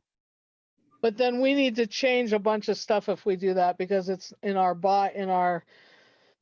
in all the other policies and everything that we have, it does not mention that. So we need to, Tiffany, it does not say that. It says that that monies go into, it says other monies go into that fund. So we need to write some additional stuff. We can't just put it in the budget and pass it, because there's no policy that says that.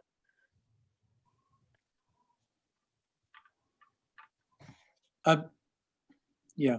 I'm just thinking that in the long term, you want to get, if you have to finance a well at the USDA 1.5% with a 10% reserve with 1,300 users, you're looking at on a 40-year loan, $1.95 per month per user.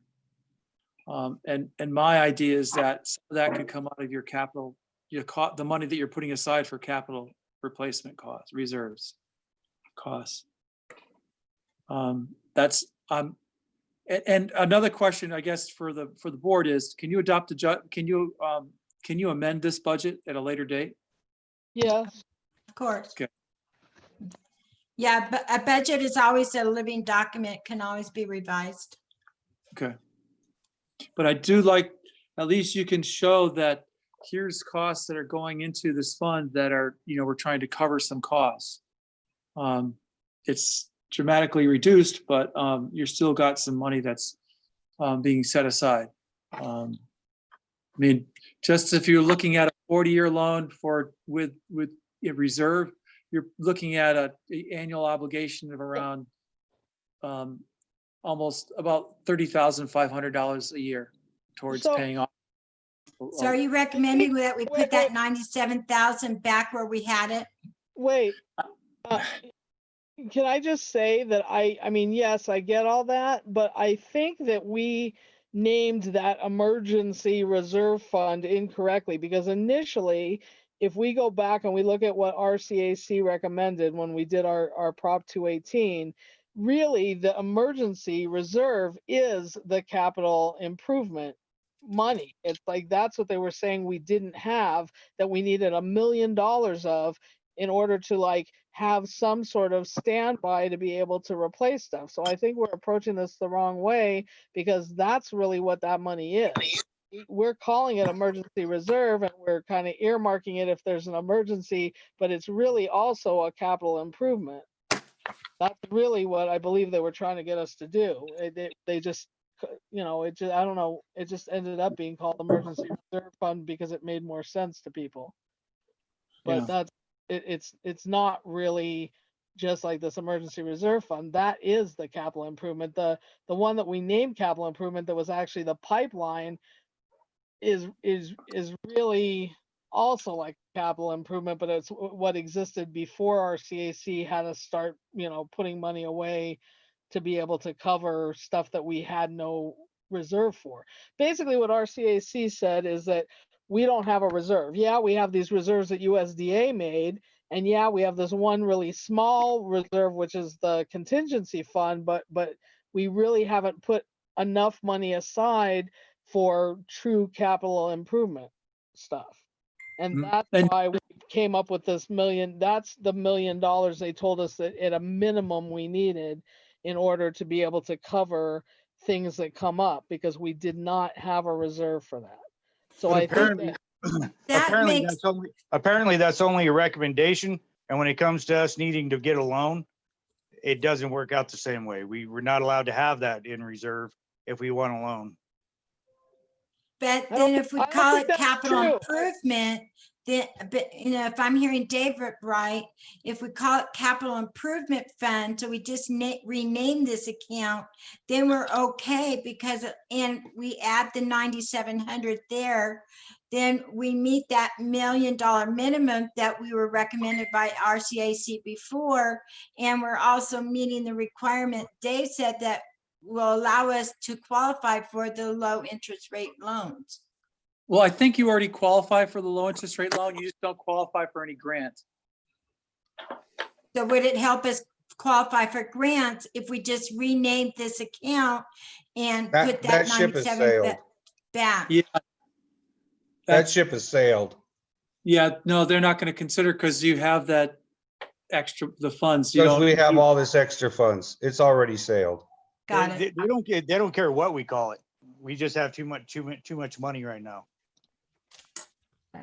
Because we That's- were holding it, for this well. It doesn't matter, Lisa. They've already made their decision. So the I bottom know. line is that we have to spend some of this money and we have to decide what we want to call this stuff. But, so I don't know where we're at right now is what the motion is and, The motion's still on the floor. I just had questions about it because I needed to know if they were accepting it as written or if they were accepting it with that amendment.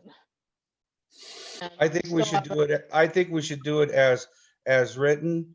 And then if we need to amend the budget and change it later, that we should go back, because I think we need to have more discussion on this to figure out what it is that as a board, what we want to do and how we want to rename everything or how we think it should be done, because I don't think we have clarity right now.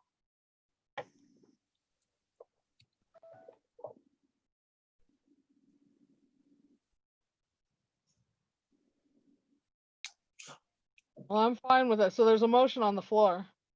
Okay, Okay. so we're gonna accept the budget as proposed.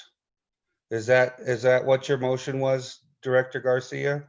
Yes, originally before the friendly amendment. Okay, and you're in agreement with that, Director Kelling? Budget as written, yes. Yes, okay. Roll call of directors. Director Garcia, Aye. Director Director Gibson.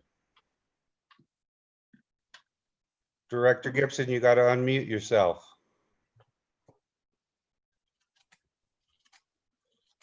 Director Gibson, are you there?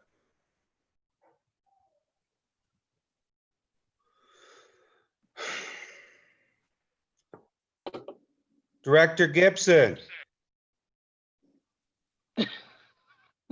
We lost her. Yeah. She's still on, but she's not there. you have to unmute yourself, Director Gibson.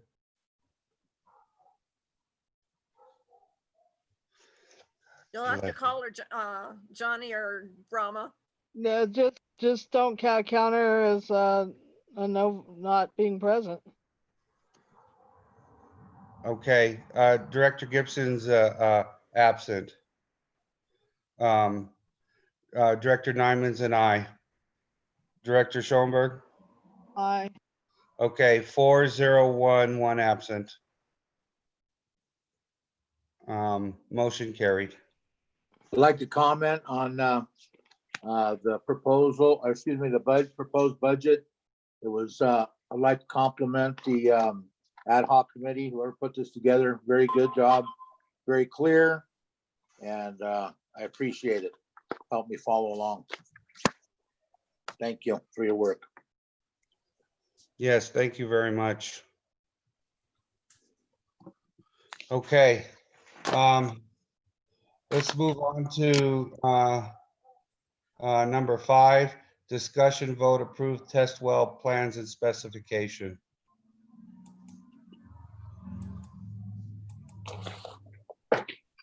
Who wants to lead that? Yes, Dee. Dee and Lisa. Dee, are you there? Yep, I'm here, Lisa.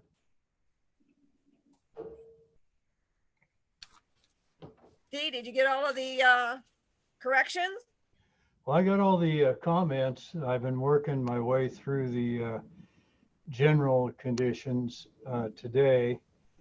And I'm going to go through the rest of the sections in the next several days, probably the first of the week.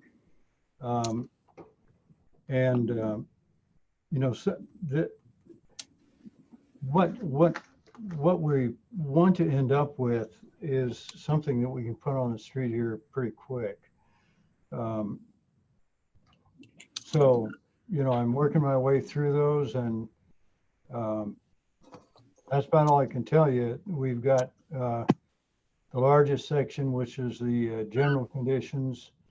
I've gone through the comments there and have incorporated the ones that I feel are appropriate. There's some Can you talk about each of those, Dee? Because they really none of the directors have seen, you know, a couple directors didn't participate in this, and a couple directors just were able to give me, we weren't able to discuss it, they were just able to give me their questions, which I incorporated into this.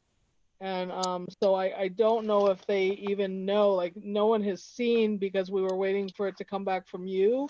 So I didn't copy any of the, like they don't have the document with the corrections on it at all. So because we were waiting for a document to come back from you. So I mean, I think the most important stuff there were a lot. Okay, so a lot of the stuff is not super important in here because it's just that there wasn't consistency. So when something was contract documents that you wrote in caps and then you wrote it again in not capitalized, I highlighted it.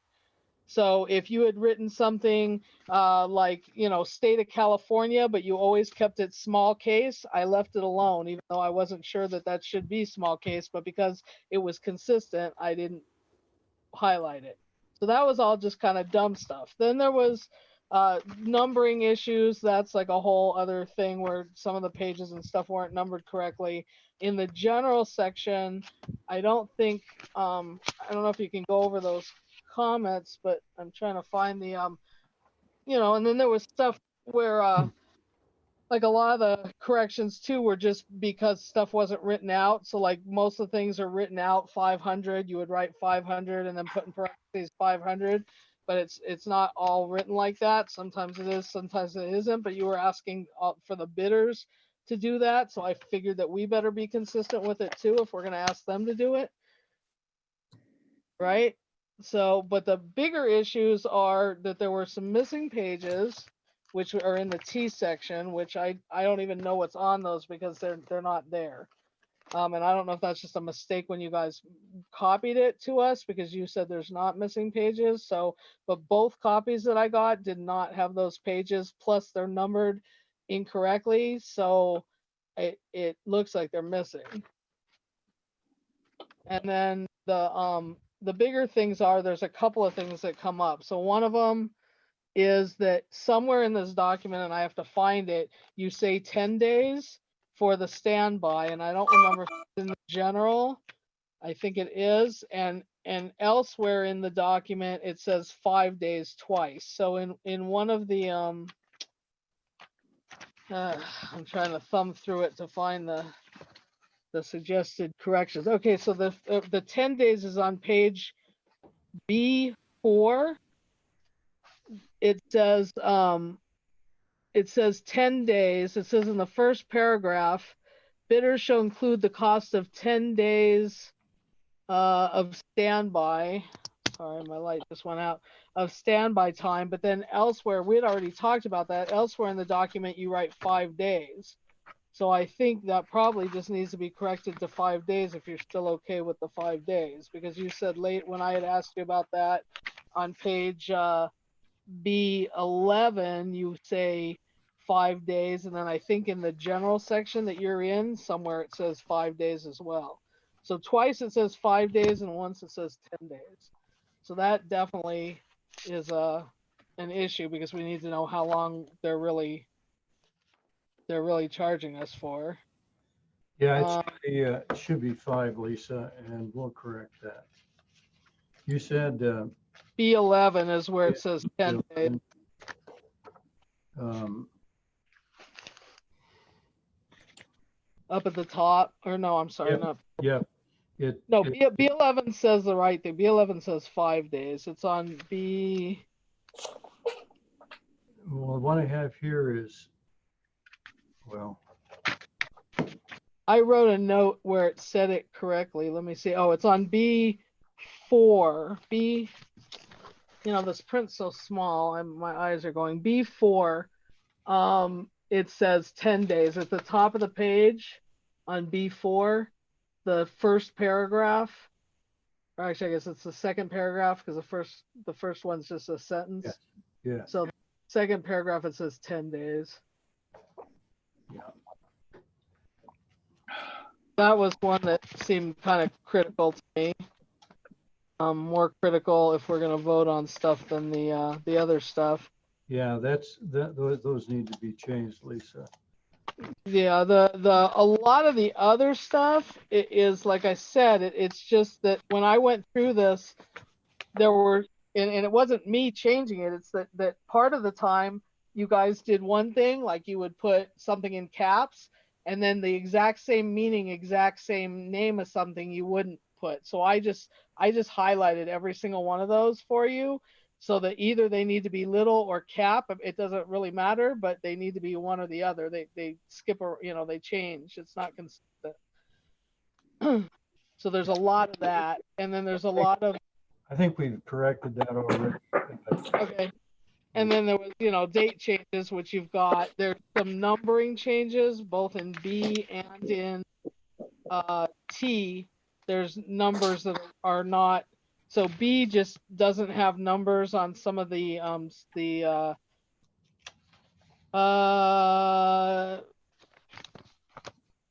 it just doesn't name one of the, so the water board, the California Water Board documents, they're Hmm. not broken up. They're just like treated as one single document, but they're actually multiple documents that they have to like fill out, some of them. And you don't have separate numbering for any of that. So there's forms, but they're not like delineated as forms. They're just all one clump. It just says B29, and then it goes for like another, I don't know how many pages. And then one of them was a duplicate.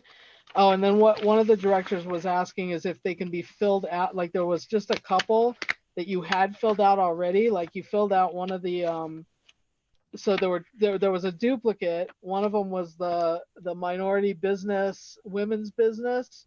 One of them, it duplicates twice. One of them is filled out at the top with our correct name and project name, and one of them isn't. So we just need to pull one of those. But one of the directors was asking if there were a couple other forms where it asked for project name and utility name, and they were just asking if you could fill it out for people so so if they don't know what that is, it's already in there.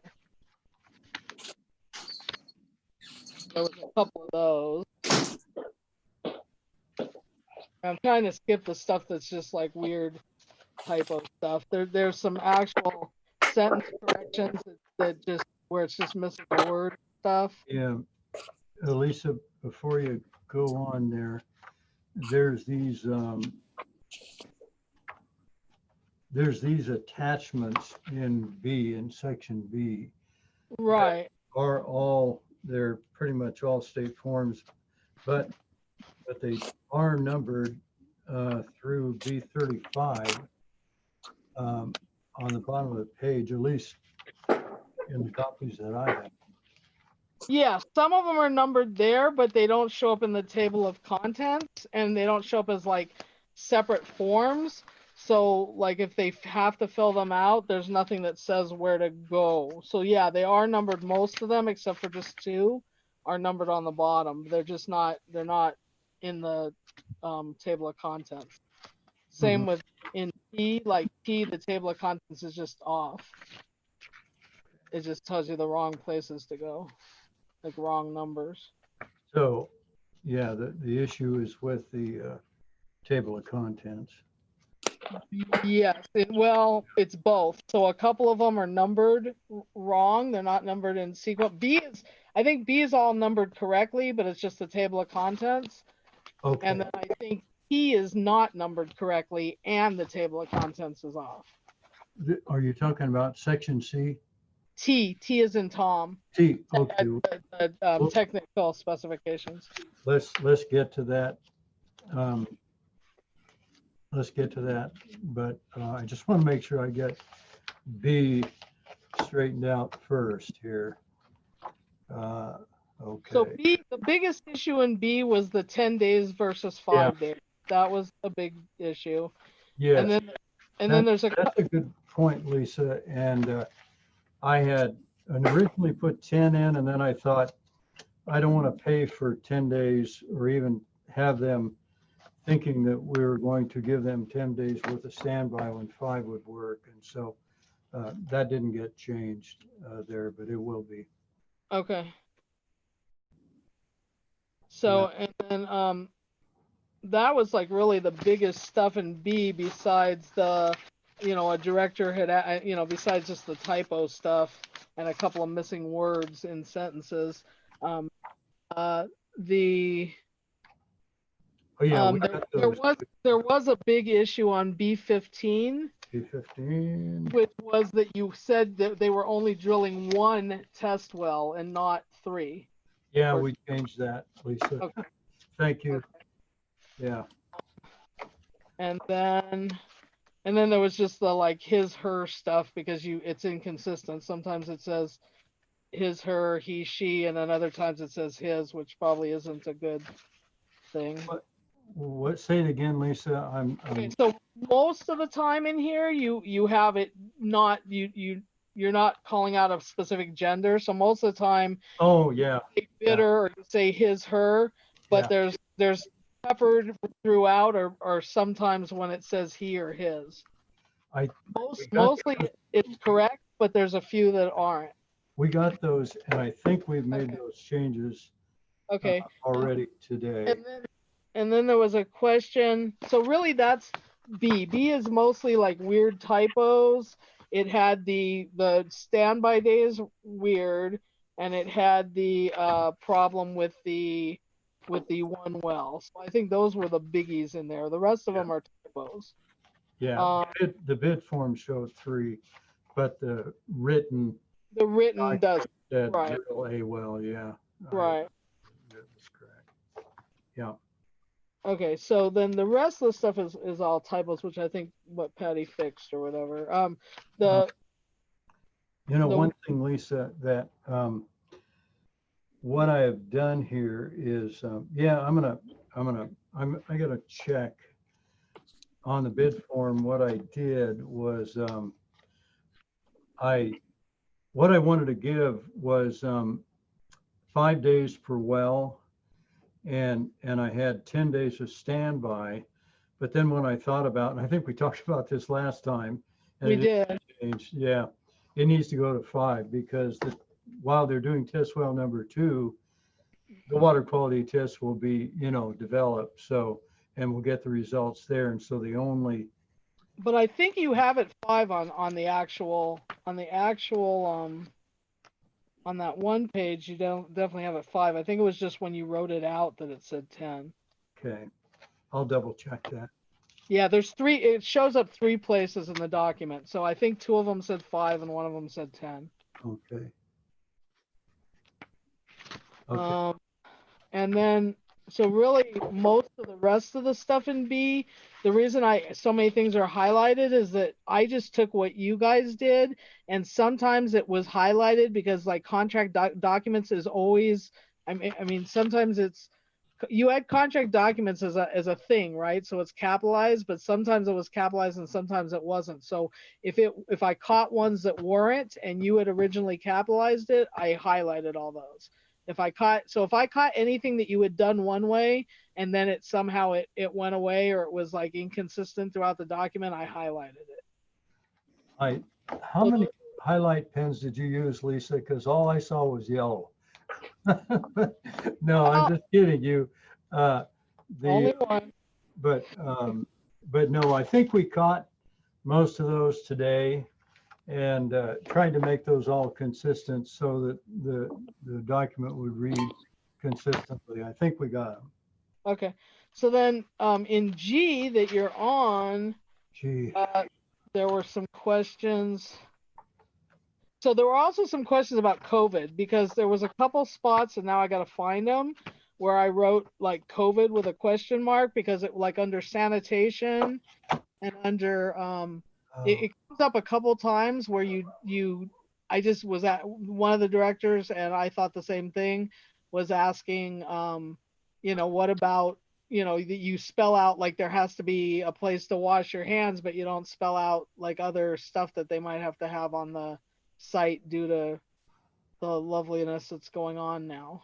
yeah. Where can you pinpoint that?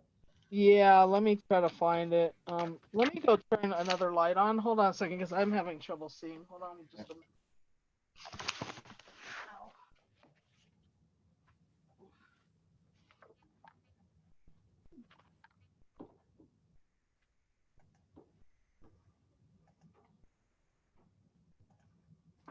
Hey, Johnny, Yes, sir. do you remember what day it was you sent me? You emailed me that markup. I want to get that up because that's what Lisa is looking at, and I've got a copy of it here electronically. But Monday, Let me look at it, what day I sent it. Monday, whatever that date was.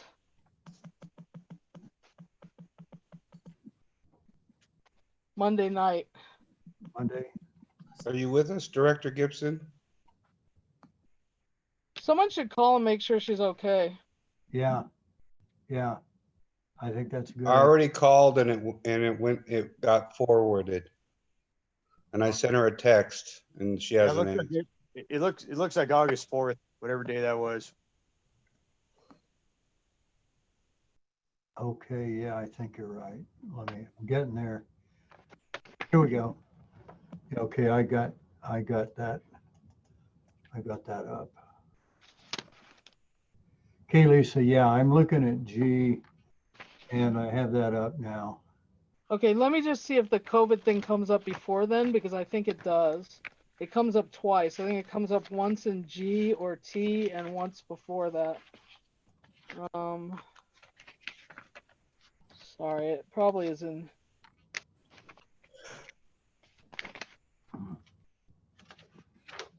Trying to look at my notes in the corner.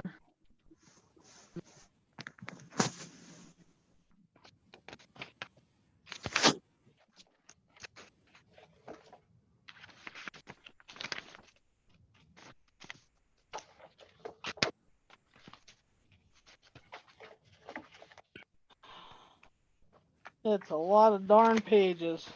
Yeah, it is. Oh, so here's the duplicate. The duplicate is in B. It's the women's. It's in there twice. There's two forms that are the same. One of them you filled out the top form, and the other one just shouldn't be in there. What page, Lisa?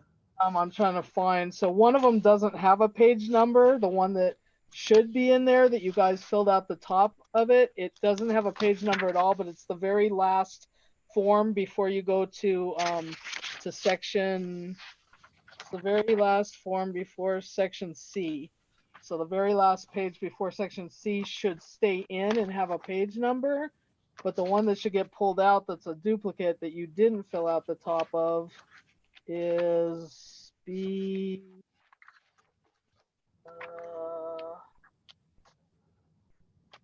My last page is B35 in that. I think B29.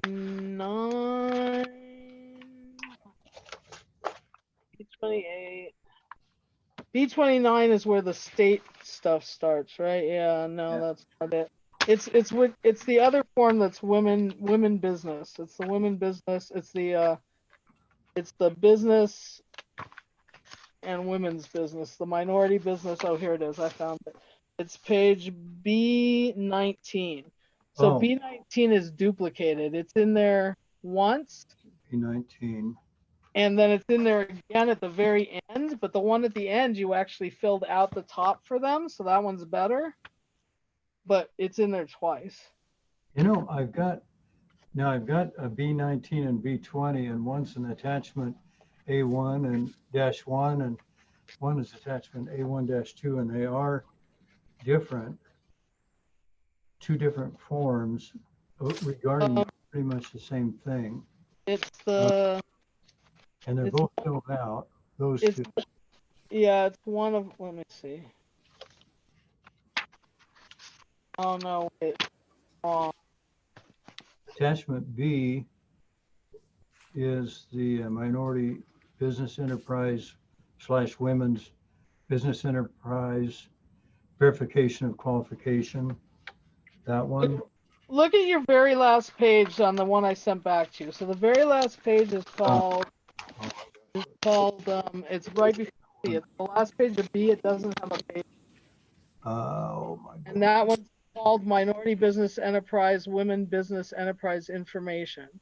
It is an exact duplicate of one of those two other forms. So it's an exact duplicate of either 19 or 20. I'm not sure which. It's in but- B though, Lisa. It's in, Huh?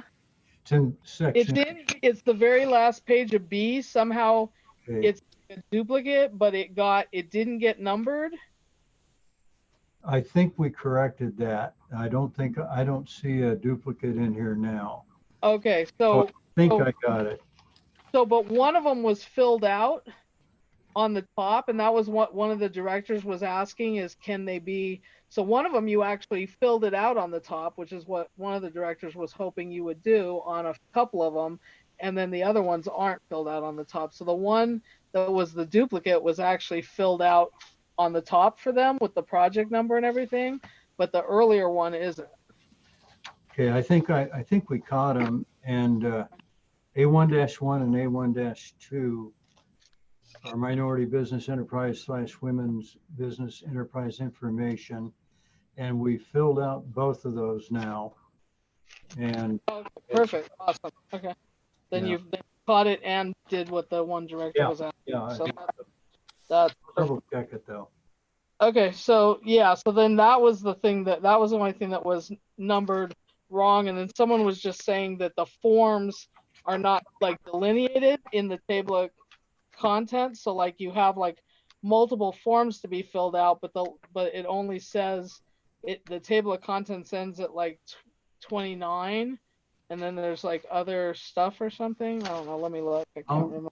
I'll make a note to add those to the table of contents. It might, that might, yeah, there's a couple forms. You know what? I don't think there are forms in the last, oh no, there's a form. Yeah, there's a couple forms that still have to be filled out that aren't in there. Okay, so that's all the stuff that I think is B. A was mostly the, Dates. A was dates, and also it had a lot of, A gives all the section numbers for B at the last page. That was all wrong. That was all like listed that the pages didn't match. But I think you may have fixed that already. Yeah, I think we did, Lisa. But I'll double check that. Attachments on B. Yeah, where it says the sealed proposals shall include bid form pages B and da da da da da da da. Yeah, So you got to correct all those pages. Yeah, I think, well, Patty corrected quite a lot of stuff, so I think D just needs to check it and see if it really got corrected. yeah, I'll If they- mark that. It looks like that got corrected. It's all in red ink right here, so I'm pretty sure Patty caught that. Okay. Double check. And then C only had one like that. C just had one page that was wrong in the table of contents. You called it C17 and it was C16. Let me see. Builder's risk, all risk insurance endorsement. Oh my goodness, where's? It's C4. No, I'm sorry, CI. It's the table of contents.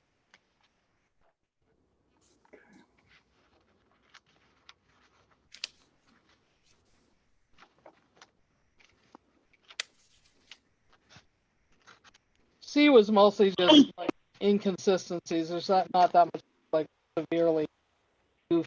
There wasn't really anything. It was just that one thing that was numbered wrong. So C was pretty okay as far as, I don't think we found anything that wasn't something that should be in there. It was just stuff like his, her, and that kind of stuff. Okay, we caught, Can I be heard? Yes, now you can. Hello. Hi, I've been here the whole time. I've heard the whole meeting. I didn't have my phone muted. I don't know why it's muting, but I have heard the whole meeting and I was like, nobody has never ignored me this much. We well, we're texted glad you. you're okay. I felt like the stepchild.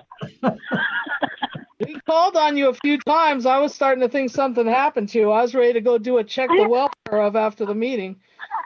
I was, what's wrong with Brahma? Why isn't he talking to me? Well, he Okay. texted you. He tried. He called My you. feelings were very hurt. Well, you were present then. Were you voting yes on the budget? Yes, on the budget. Might want to, can you, is it valid to make a change like that? I don't think so. It's already recorded. But it's okay. The budget still passed. But I wasn't absent. Can Tiffany correct it on the minutes? Yeah, it can be corrected. Right. Yeah, you were not absent. That's So what would you like it to say? Just abstain? Yeah. Oh, Okay. she was. Yeah, I guess. Worked so hard on that budget, you know? Yeah, she did. She was the other part of the ad hoc, so she's probably not happy with an abstain. Yeah, Yeah, I'm not. Well, can we go back? I don't know why you Already been couldn't. voted on. I think we can. I don't see why we can't. I mean, if we could do it quickly, guys, you know, we've got a lot on our plate. We do want to get this test flow thing done. When do you think we're going to have the documents so we can approve it? We're approving it tonight. Yeah, subject to the changes that have been discussed. And then I'll send up one more final set. And Okay, we'll be able to get that out early next week. terrific.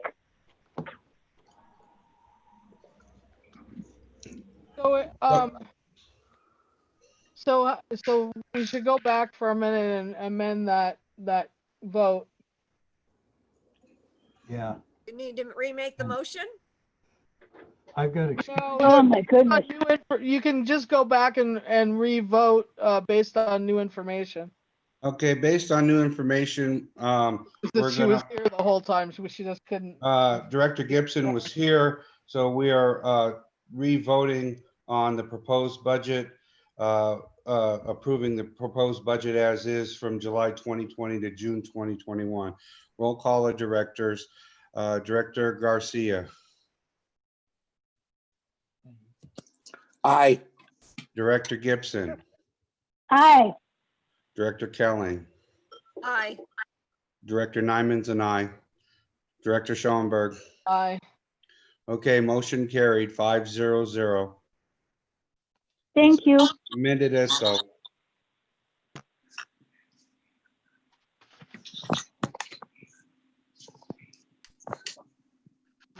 We're D-Go now.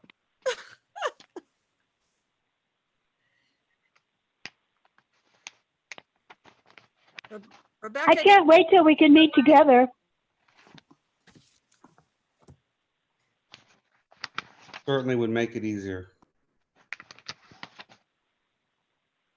You probably just ran for a quick break.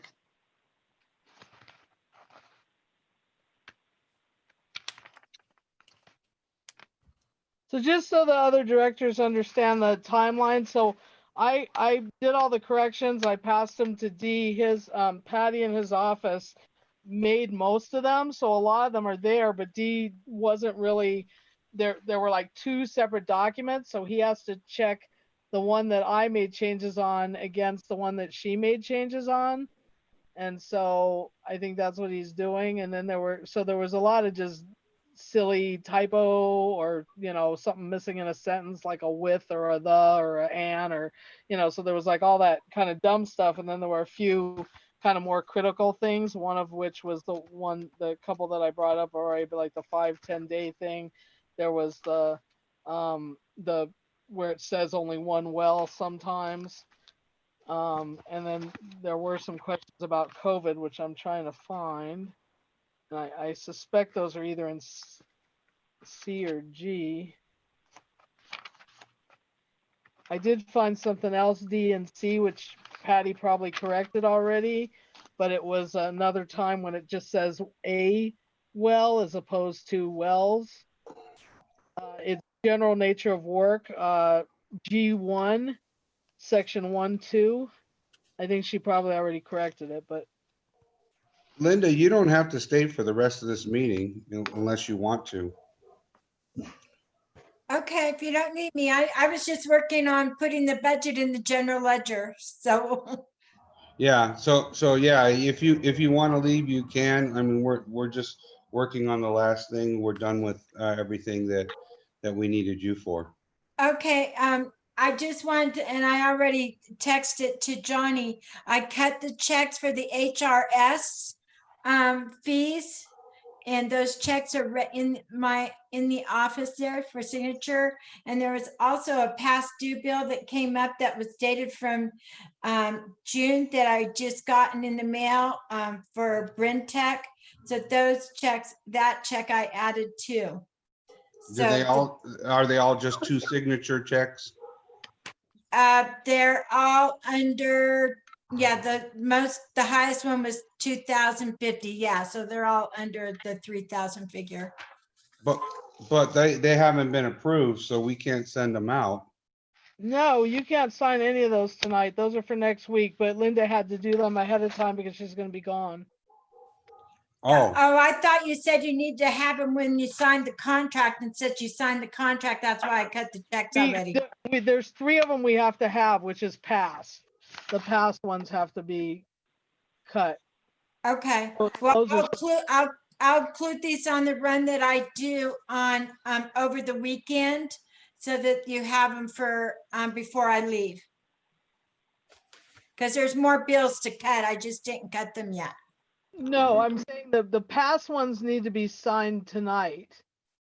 We already voted on those. They just need to be Okay, signed. they're on my desk. They just didn't get cut. well, I'll bring them to somebody tomorrow. I'm not going out we tonight. already passed the past contract, correct, Tiffany? Everything got passed on that because those had to be included with when they got the signed contract document and the addendum from us. And we did that already, but we did not include money, which we were supposed to do. That is correct. So those 3, so there's 3 of them, one for 2,000, one for 695, and one for 3,000 something. Yeah, it was 2,050, 695, and $382.50. I will that's go right, to, I'll go to the water company tomorrow and I'll find somebody to sign the checks and get them out in the mail. I'm not going out tonight. You can bring them by my house. I'll be here tomorrow. Okay. I'll be around too, so don't matter.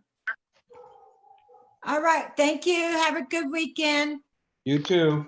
Bye, Linda. Bye, and I will be on the next meeting via Zoom from Florida. Okay. Like fun. It's Be a safe. tax seminar. I'm going to be in tax seminars all day, so I'll try and have fun. Talk to you later. Bye-bye. Where am I Tax at? seminars with margaritas, huh? Oh. Yeah.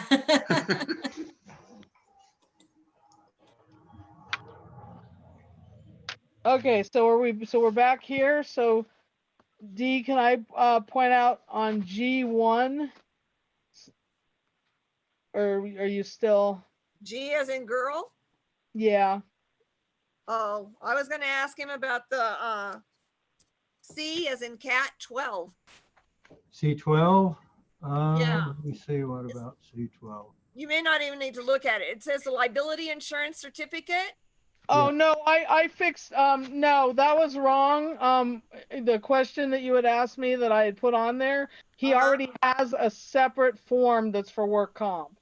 Okay, okay, Yeah, so there was a question about work comp, but there's two separate forms. We just didn't see the other one. Okay. okay. They're both there. Thank you. Okay, Lisa, we're on G1. Yeah, on G1, I just want to make sure that she caught that. It says just one test well instead of wells again. It's section 1.2. Yes. Yeah. Okay. I'm just trying to find where it says the COVID stuff. It must be under G and T. So hold on a minute. Let me see if I can find them. I should have earmarked these, but I didn't. Thought I was gonna have a second document.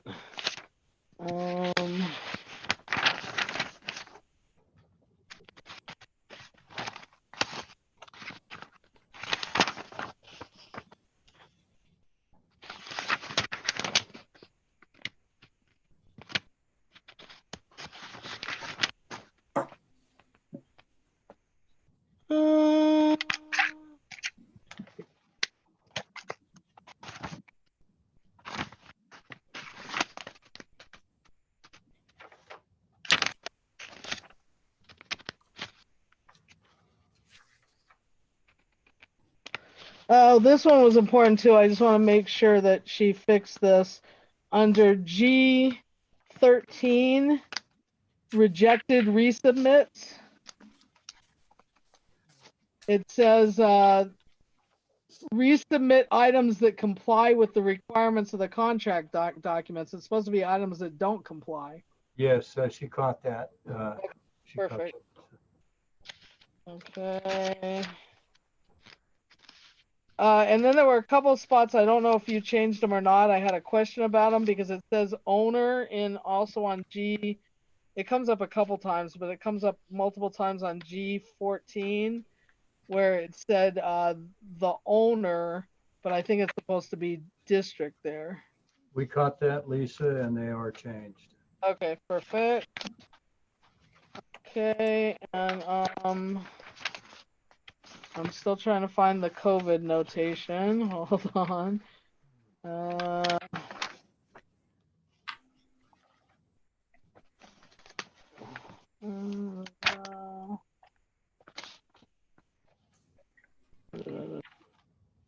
All kind of just typos. Okay, I have a big long note here. What's this say? Okay, so one director had asked about its section G18, and it was just a question about the timeline for the under revisions to the baseline project schedule. Oh, let me look. Let me look here. Project schedule. Okay. Yeah, so under number 3, G18, revisions to the baseline project schedule, she was just asking about the 10 days, like it has 10 days twice, and also, let's see, so it says, she'll furnish a revised schedule within 10 days of the event giving rise to the claim, and then they have a certain amount of time, and then there's another 10 days, within 10 days of the award by the engineer, they have to furnish a revised schedule. So, so it says twice that there's like this 10-day period, and I think so. Someone was asking, is that too long? I don't remember who asked that question. Whoever asked me might want to direct. I did. Okay. Hey, let's see. Let's go through this and make sure that it is reading correctly. But A says the contractor shall immediately advise the engineer of proposed or required changes in the schedule logic changes in the critical path or delays to the progress of the work. And then B says, so he's got to immediately advise us, and then the contractor shall furnish a revised schedule within 10 days of the event, giving rise to such a claim, a narrative description of the change, the necessity for the change, the impact of the change to the specified project milestones, and the cost to the district if the revised schedule is accepted shall be enclosed. And then it says, within 30 days after the contractor submits to the district a written request for an extension of time, the engineer shall return a written recommendation for the extension of time justified. And so it says basically talking about revising the schedule. If there's an event that happens, say a flood, and they've got to tell us within 10 days that they need a change in the schedule. And then within 30 days,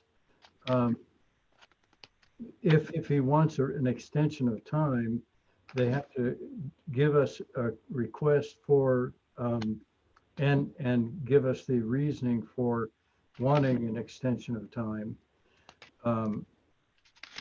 Within 30 days after he submits to the district a written request, we shall return a written recommendation for the extension of time. And I don't think the word justified needs to be, okay, so let me get it straight here. He requests an extension of time, and then within 30 days after he makes that request, then we have to respond to him justifying or recommending that he does or does not get granted the extension of time. And then the contractor, number D, the contractor shall furnish a final revised schedule within 10 days of the award by the engineer of an adjustment in the time of completion of the work. So basically it says, he's after an event, he has 10 days. In 30 days, we say yes or no. Then in 10 days after that, he has to give us a revised schedule. So that's kind of how that works. Yeah, but is that standard? Because it just seemed like, that seems like if something's happened, we should, within a couple of days, we should know. He immediately has to advise us. Yeah, 10 days just seems like a long time. Well, he's got to give us a notice right away. Hey, there was a flood, or there was a tree fell on the drilling rig or whatever. And so immediately he has to say, hey, time out. I need a schedule change. And then within 10 days, he's got to give us that proposed change and tell us why. So he's got some time, and likely these guys with 30 days to do each well, it's not going to be 10, it's going to be 2, but he has up to 10. This is a general specification to give us a narrative description. And then we have 30 days to respond, which of course we won't, because it'll either be yes or no, and it'll be within a day. And then within 10 days in a standard contract, he has to give us a revised schedule. And generally that's for projects a whole lot longer than what we've got now, but that's kind of what the generals, he has that much time to work within, and so do we, but it won't be that much time. It'll be much less because we only have a very short contract period. Yeah, because it just seemed like that was a very long time. Yeah. I don't know. For this project, it would be, and it won't be because we got to make decisions, and he has to make decisions really quickly. Yeah, that's why I was just wondering if we should shorten that bit. You're saying that we shouldn't. Okay. Standard. I don't think it's necessary, Terry, but we can, but it's going to happen fast. We have to move fast on this. So, within that many days, and he's got to get it to us right away. Okay. Okay, so you good with that, Terry? Yes, thank you. You Okay, so, on G22, there was also a question. I don't know which director it was from, but it was G22 up at the top. Okay, It said the engineer will have the right to select, test, and analyze at the expense of the district additional test specimens. Oh. So Wait a minute. isn't that supposed to be written into this? I don't remember who asked me that, but I don't, let me read that. That doesn't sound right. Materials and articles, I'm on G21. Materials and articles that are to be included in the work shall be subject to testing for conformance with the specifications and drawings. When not otherwise specified, sampling and testing shall be in accordance with methods prescribed in the current ASTM standards to the class and nature of the articles and materials considered. However, the engineer will have the right to use any generally accepted method of testing that will ensure the quality of the materials, articles, or work that make sure that they are in full accord with the specifications drawings. The engineers have the right to select, test, and analyze at the expense of the district additional test specimens of the materials to be used. Results of these tests and analyses will be considered with the results of other tests, whether performed by the engineer or the contractor, to determine the compliance with the applicable sections of the materials.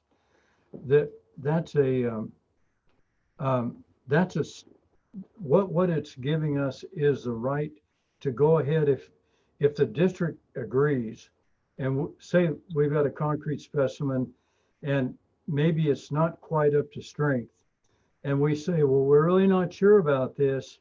And we would like to verify that. And the contractor might say, and probably would say, well, look, you know, the 14-day test or the 28 says it's going to be there, in the 32 days.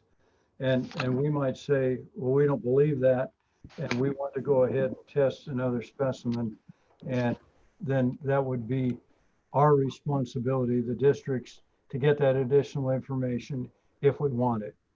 And again, this is likely, it's a general specification, and there won't be any of those type of structural things going on with this particular project because it's drilling a hole in the ground and taking a bunch of water samples and trying to determine where we want to complete a well. So again, it's general, but it gives us the opportunity to do additional testing at our expense if we feel they're necessary.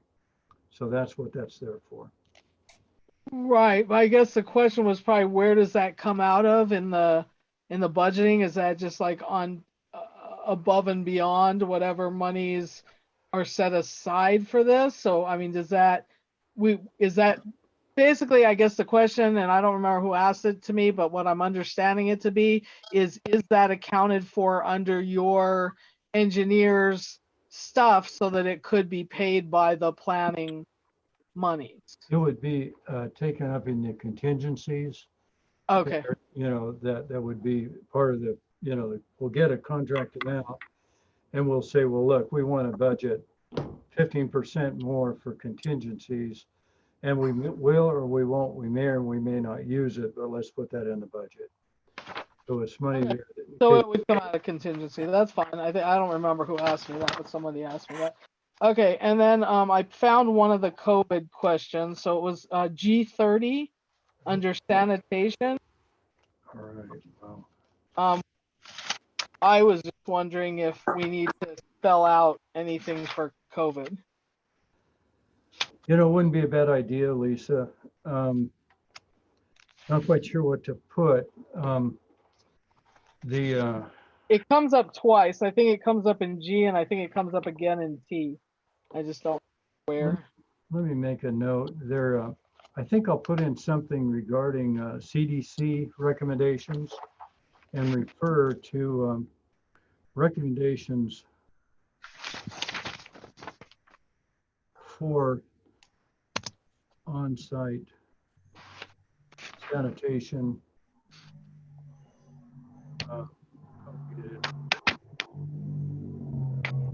By CDC.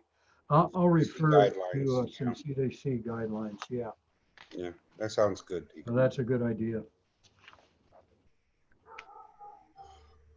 Then I think everything else in G was just the typos that you guys have been double checking on.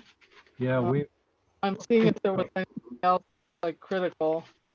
I think most of it was just like, weird stuff or run-on sentences or weird, stuff like that. Just missing stuff.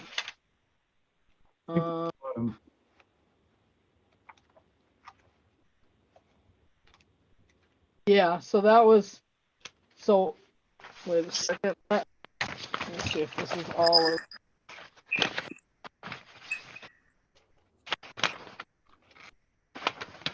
Sorry guys, taking me a while, but I should have marked it a little bit more clearly for the really critical stuff. I just was thinking I was gonna have a different copy.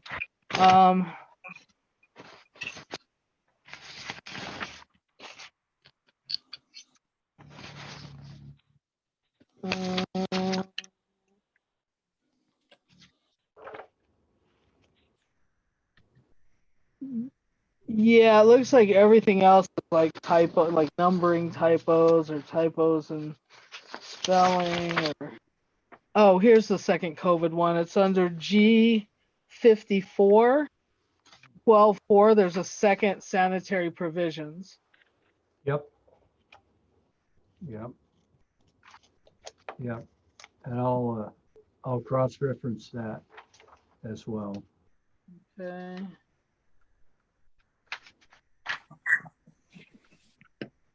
To see.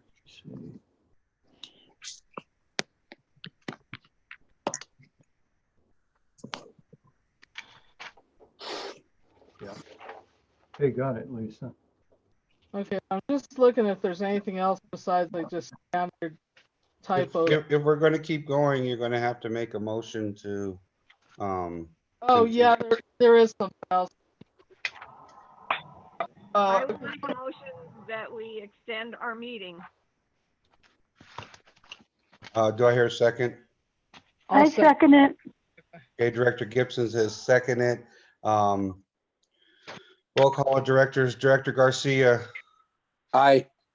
Director Gibson, Aye. Director Kelly, Aye.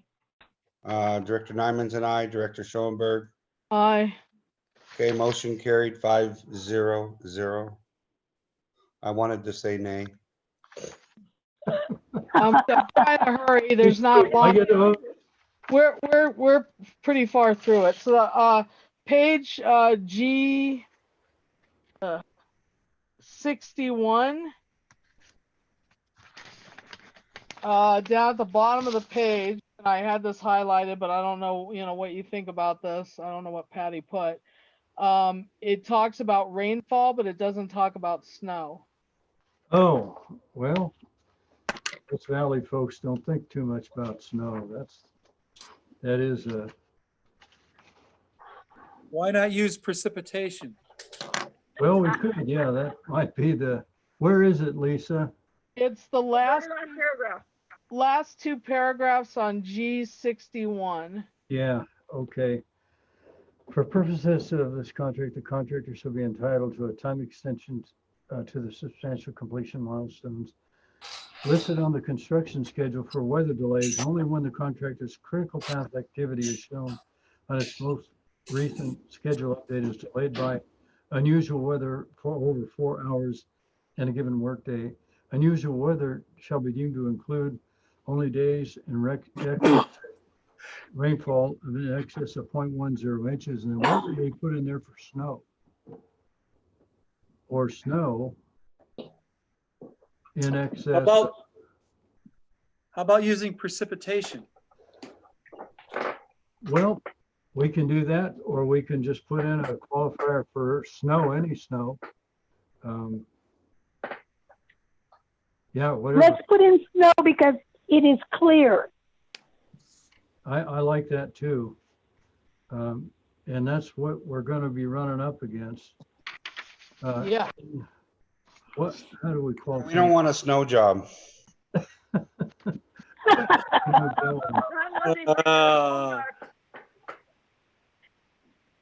Their own plow. Getting punchy. What would a minor amount of snow be that might shut down activities? An inch or half an inch, or give them an inch? Depends on the coldness.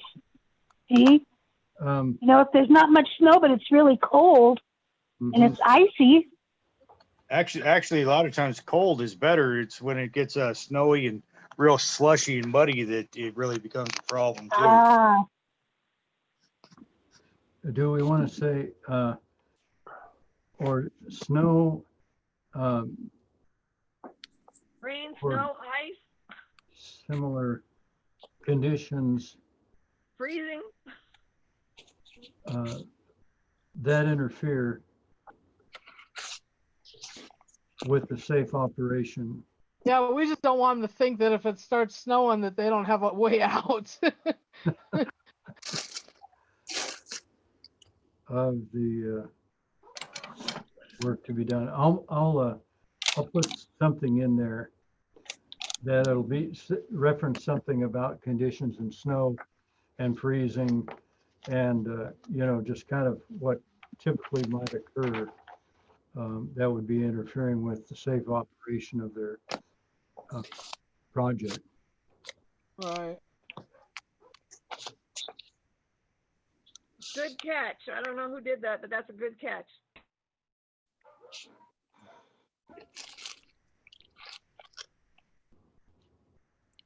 Yeah, that's a very good catch. Rain, snow, or Inclement weather. thank you for that.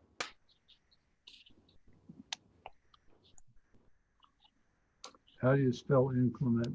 Just kidding. Okay, I got it. it's Google- after 9. I can't Google- spell anything. Google it. Google it. Let me go on to G72. Okay. Is I this- think you might have already changed this, but I put a little note. It was the second paragraph on G72. It talks about a copy of each DEWR, but it doesn't say like where it goes or what it's for. It's like a weird. let's see.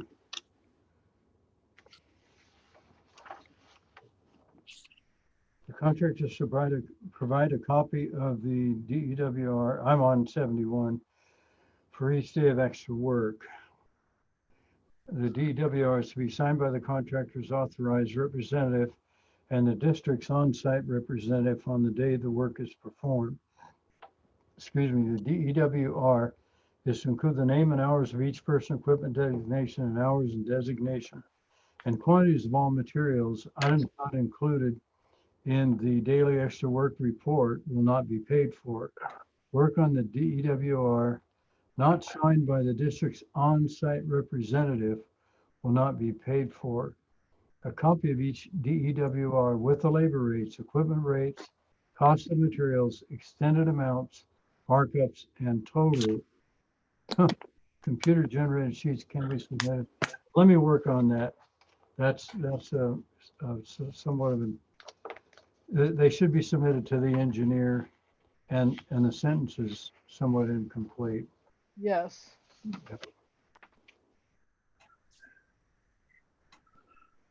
Okay, and then I wanted to make sure.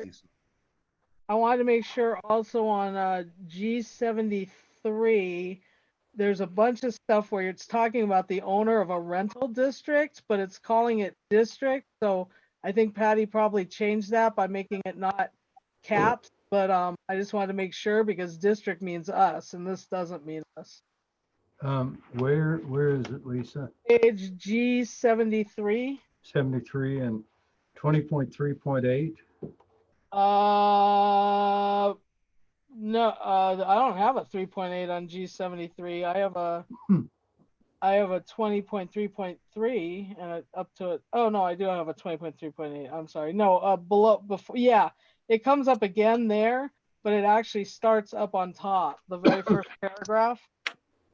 It just keeps saying district, but usually when you have district all in caps, it means FPPUD, and I don't think that's supposed to be us. Oh, right? We're not Right. supplying rental stuff. That's No. supposed to be like a rental district, a completely separate person. I don't know how that got in there. Yeah. Yeah, good catch, local equipment. I don't know why district's in there. And then it talks about owner operators, but I think that's, like not us. So that, I mean, as long as it doesn't say district all in caps, I think we're good. Mhm.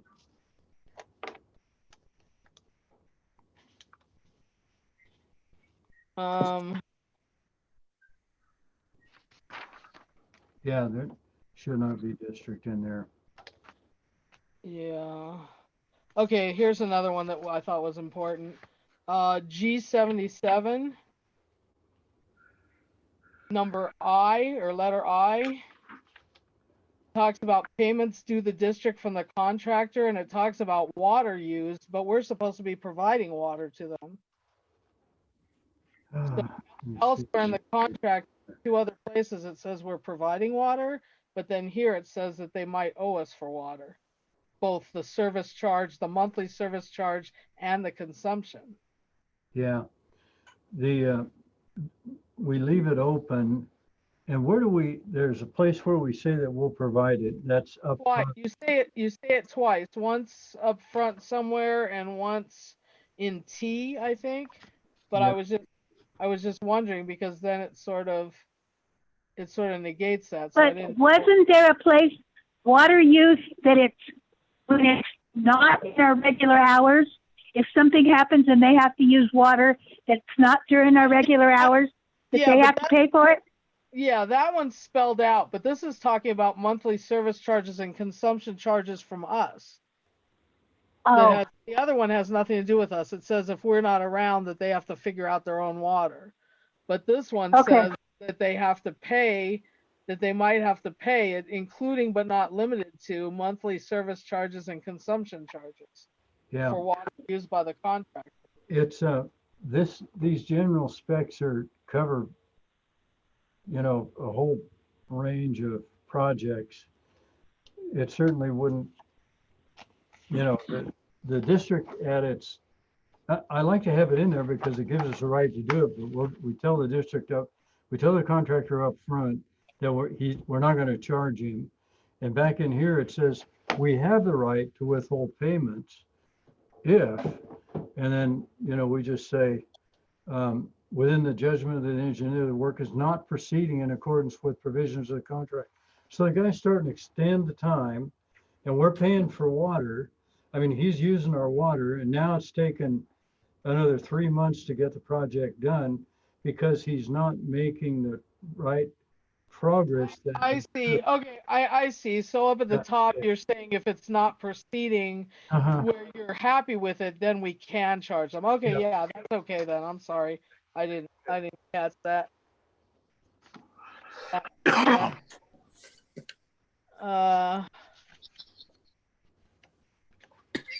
And then I don't know if Patty changed this or not, but on G79, there was a typo that could significantly change the meaning.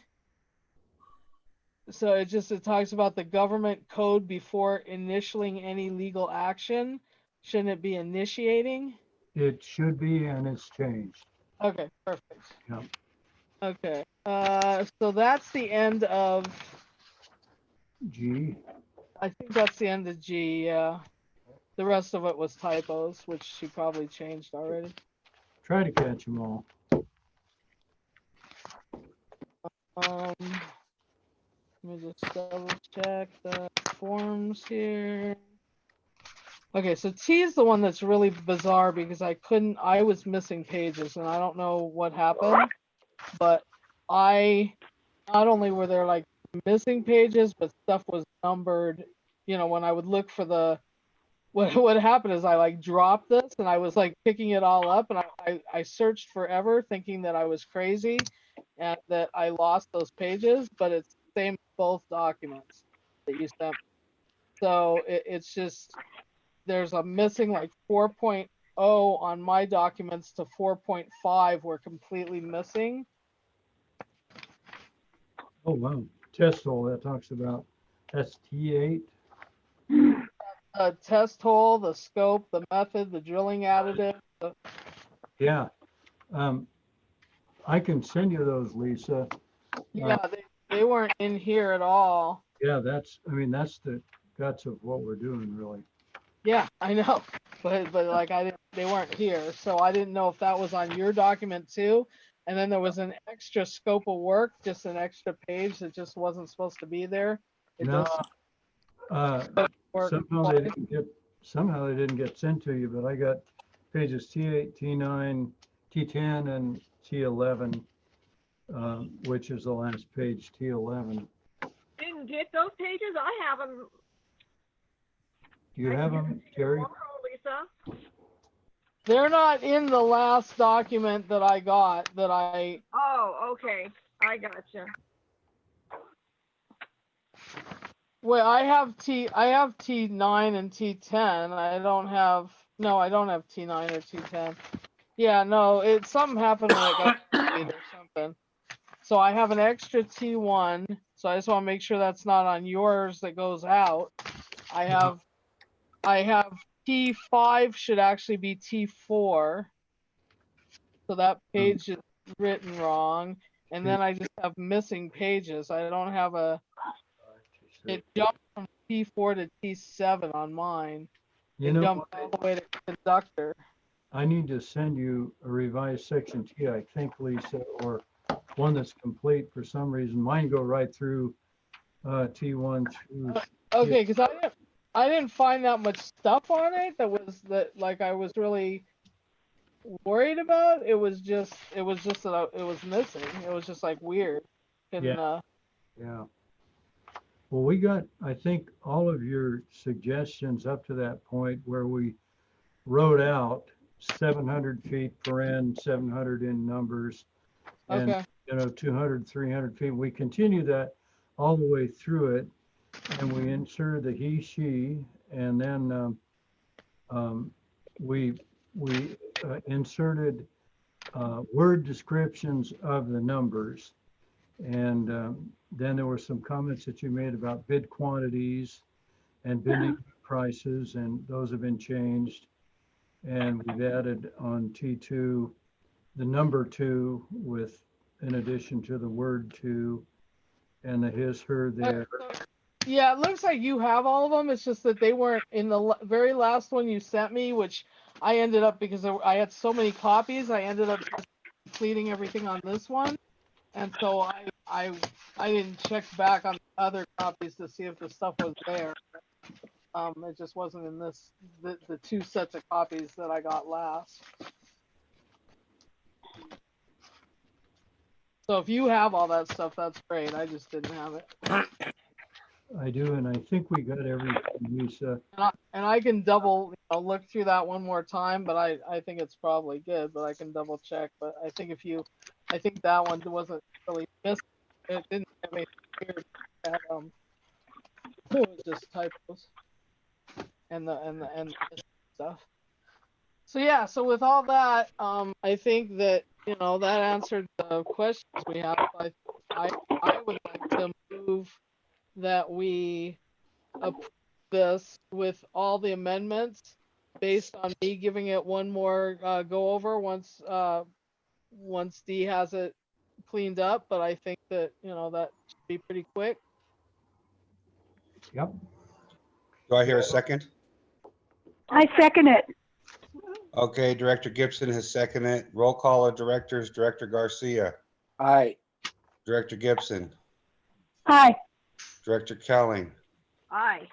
Director Nyman's and I, Director Schoenberg. Aye. Okay, motion carried 5-0-0. Okay, well, we'll work on this tomorrow and get this thing cleaned up. And Okay, one more thing, discussion vote on proceeding with advertisement for bids. So I think if we just want to I think we can vote on this also. I think we just need to I think we just need to agree like one more, like a date or something, Dee, that we look at it one more time, but just like you and I, just make sure it's the couple things, which it looks like they all mostly got addressed, so, but I think we should be able to move forward just based on the amendment, you know, with the amended bid. So would you like to make a motion on this one? Yeah, I'm just trying to figure out when do you want to go out for, when do you think about out I'd there? like to go out by the end of next week, for sure. Okay. And Oh, that'd be great. I'll get a set up on Monday or Tuesday with these revisions. And one thing that, you know, we don't have SEA settled yet. We don't have Emily's property signed for. Oh, we still don't have her signed either? Right. I called and Johnny's been calling. I called today. I sent her a letter on the 27th of July, something like that. And saying that, gee whiz, we need to get a signed document and we're willing to meet with you or whatever. And then I left a message today. When you dial her number, you just get an answering, just a answering phone and leave a message kind of a thing. And so, yeah, we still haven't gotten that one. The one what we do have is the one that we probably won't drill, and that's the HICMAT. We have that one signed up. We do have a hearing scheduled. Lisa, I don't know whether you heard, but it's for the 18th of August. Yeah, I did get that.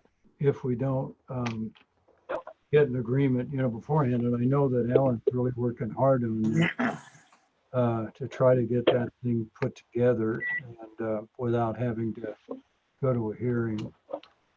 But anyway, so we don't have Emily's property wrapped up. Don't have SEA wrapped up. But we can go out for bids, I think, just keeping in mind that, we may have to put some extra effort in going and visiting Emily and, sitting down with her. It seems like she, either she's on vacation or she doesn't want to talk to us or something. There's no telling. At first I thought maybe we had the wrong phone number or something, but then we sent that letter too. So I don't know what to figure that out. I also wanted to add something that Alan had pointed out that he's already eaten up the money that we had left with self-help, I believe, for the legal fees. And we need to figure out whether we can move money around on the budget for the project or what we're going to do about that, or if we're going to limit what he does in the meantime until we get more money for legal fees. I don't think we should limit him right now. I think we're at a critical time, with respect to getting this thing done with SEA. I think if there was a time that we ever needed him, it's really now. Well, the reason we don't have that money, isn't it because we just haven't gotten approved, Dave, on the technical, the money that you had put in for it hasn't been approved, right? That's right. The state is moving very, very slow on approving that fund. So, I mean, technically, if you fronted the money, I believe we could reimburse you. That's my belief.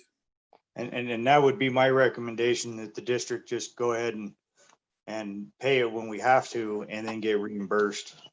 We just Because- need to track it really well with Linda. So we just need to Absolutely. keep very specific. Absolutely.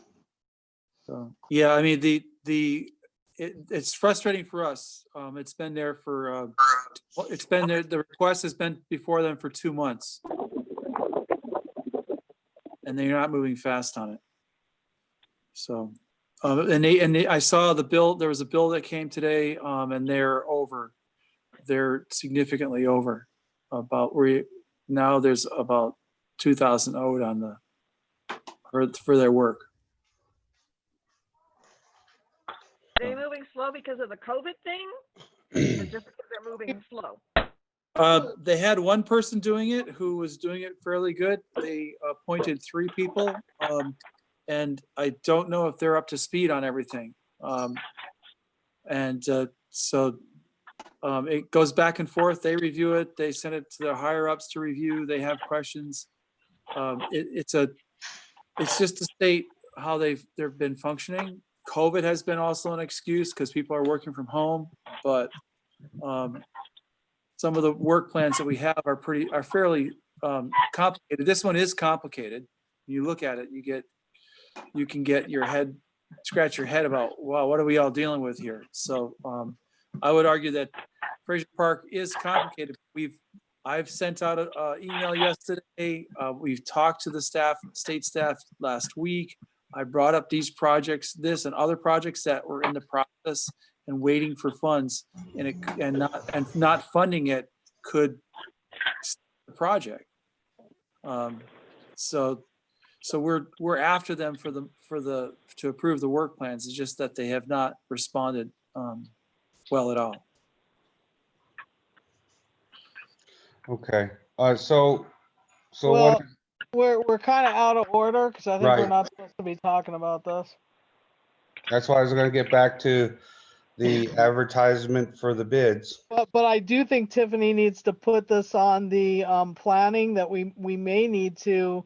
I mean, we probably should just make a note that we may need to either pay out of pocket. So maybe it just needs to be on the next, just add that. Or to agenda see what next funds, time. because doesn't the contract have legal funds in there still that we Yeah, haven't used yeah. from the actual contract? Yes. So we may have to take it from there. Yes. And then we may end up having to go into contingency. So we should we need to put that on where we can deal with it on the next agenda. Yeah, so we're back to vote on but- proceeding with advertisement for bids. But I'm a little worried about, I'm worried about the fact that we don't have signatures from the two sites that we actually want to drill. And I'm just wondering, so how long can we sit on this? Like, if we put it out to bid too quickly and it takes us longer, then what happens? Like I know you can sit on it for a certain amount of time, but what happens if you sit on it for too long? Do you have to start over again, Dee, or how does that work? Well, a lot of times, what happens on these things is we enter into an agreement with the contractor to extend it another 30 days. If, I'm looking here, we've just indicated that these would be only held for 60 days. I think we should indicate it will be 90 days. And normally, if a contractor wants to do the work, they will extend, the time because of budget, things to do with the budget and financing. But that's normally how it works. And we've never had a contractor not want to go ahead and do the work. But, it could happen. But really, I think we should extend the holding the bids for from 60 to 90 days. And that'll give us a little bit of a buffer. But gosh, So what happens if we run into snow? Like, it'll so we shut go down. and we hold them. What happens if we're still like having problems and it gets extended another who knows when till, look, we're already partway through August. September, October, November, so that's the 90 days. Then we start drilling, we're already in winter. So I think, we can always, the contractor can, number one, if they don't think they can get it done without getting into weather, they won't bid it. And then if they do think they can get it done, but then weather shuts them down, then likely what would be a demobilization and then a remobilization in the spring. And, and likely an evaluation or reevaluation of costs if, the economy was to change and prices were to go up on steel or whatever, diesel or however they have put those expenses into their project, we would, or their bid for this project, we would have to have them justify what they used to Right. prepare their bid, and then justify the new numbers that they're working with in order for them to get any kind of an increase at all. And, but, so those are the two things that will happen. Likely it would increase the cost of the project if we had to demobilize in the middle of, drilling the wells and remobilize in the spring. I'm just wondering, so we're doing the pre-condemnation and we have a court date. We may not have to do that if this other stuff happens with the, but I'm just worried still about, so you're saying if we do go out to bid and it doesn't, and we're not able to get, I mean, is it likely if we have to go through with this pre-condemnation, we get on the site, but that's enough to get us on the site, but is that enough for us to actually do the work as well? Yes. Okay. Yeah, we could do the work, included in actually the court documents that have been filed. So we can get right on it and do it. Frankly, I'd sure like to know about the SCA property. I think that's going to be the best site that we can have. And if we could get mobilized and drill that one well, before the snow shut us down, that would really get us a long ways towards where we want to be, which is to figure out where our well site should be. We might also want to start considering, after me and Dean try to maybe go to Emily's house, if I could find out where it even is, thinking about starting that whole process with her as well. I'm pretty sure Emily's house is up in Los Padres Estates, up at the end of the canyon. I'm pretty sure I could figure it out because Logan is her nephew. So, but we might have to start, maybe having Alan write a letter as well. Listen, one of my son's best friends is doing work for Emily right now. Oh, wow. Brandon Teeter, his grandpa works for Emily, has for years. I can get a call into Brandon to talk to Emily as well. That would be great. Yeah. Okay. Awesome, He's been Becky. doing for work like this week. Nice. Yeah, that's great. Okay. Your environmental's not done on the project, so obviously you're not going to be going out to do any work right now. But you can't accept you can't accept the bid without the environmental being completed. Does that have to go to the state clearinghouse, Dave, or is it? Yeah, I talked to Tom today. He said it will be notice of exemption would have to go to the state. They'd have to approve it. The state clearinghouse. I mean, it's all going to be. It's a notice of exemption. But he said he'll have it ready for the meeting on the 4th Thursday of the month. Perfect. Okay. Next week? That's what he was shooting for. And I sent you folks. I sent Not next. Dee and two of the folks an email, and my cat is tearing up the paperwork. Yeah.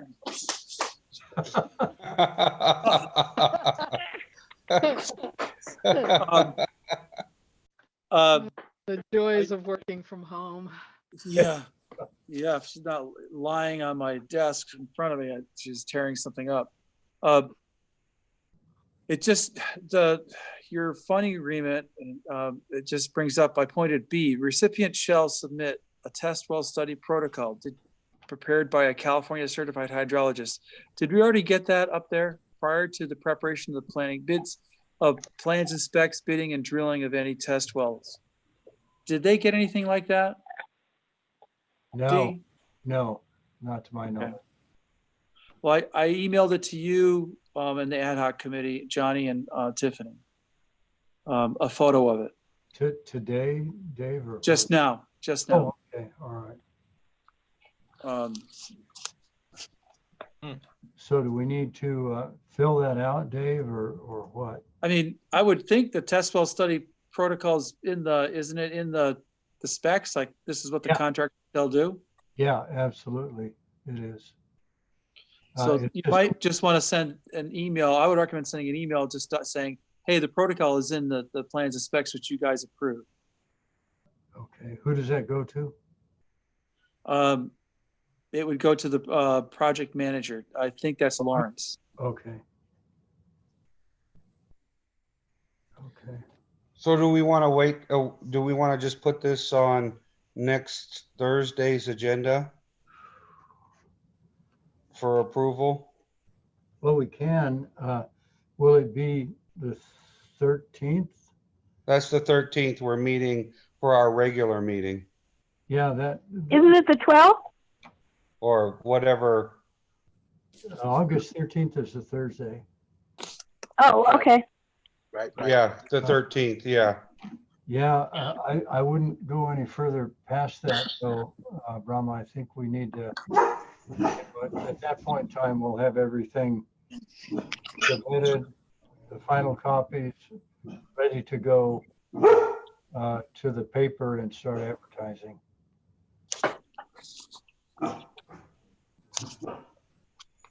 What do you So- think? So Dave, the document that we need, that's just before we actually accept the bid, but we can go out to, we can advertise without that, right? Or no? The environmental, the notice of exemption, yeah. I mean, you could go out and advertise, but I understood that you can't award the project until after the SEQA is filed. So Okay. that from talking with Tom today. Well, and we can't award it anyway. We can't award it until, we still can't Like award. 30 days anyways, right? Well, we have to get on the property, because if we can't get on the property, we have nothing to drill. Yeah. So I would just, I would send Lawrence an inquiry just with regard to that Exhibit D, item B, about the test well study protocol. I mean, Okay, it's a casing hammer. It's a casing hammer, right?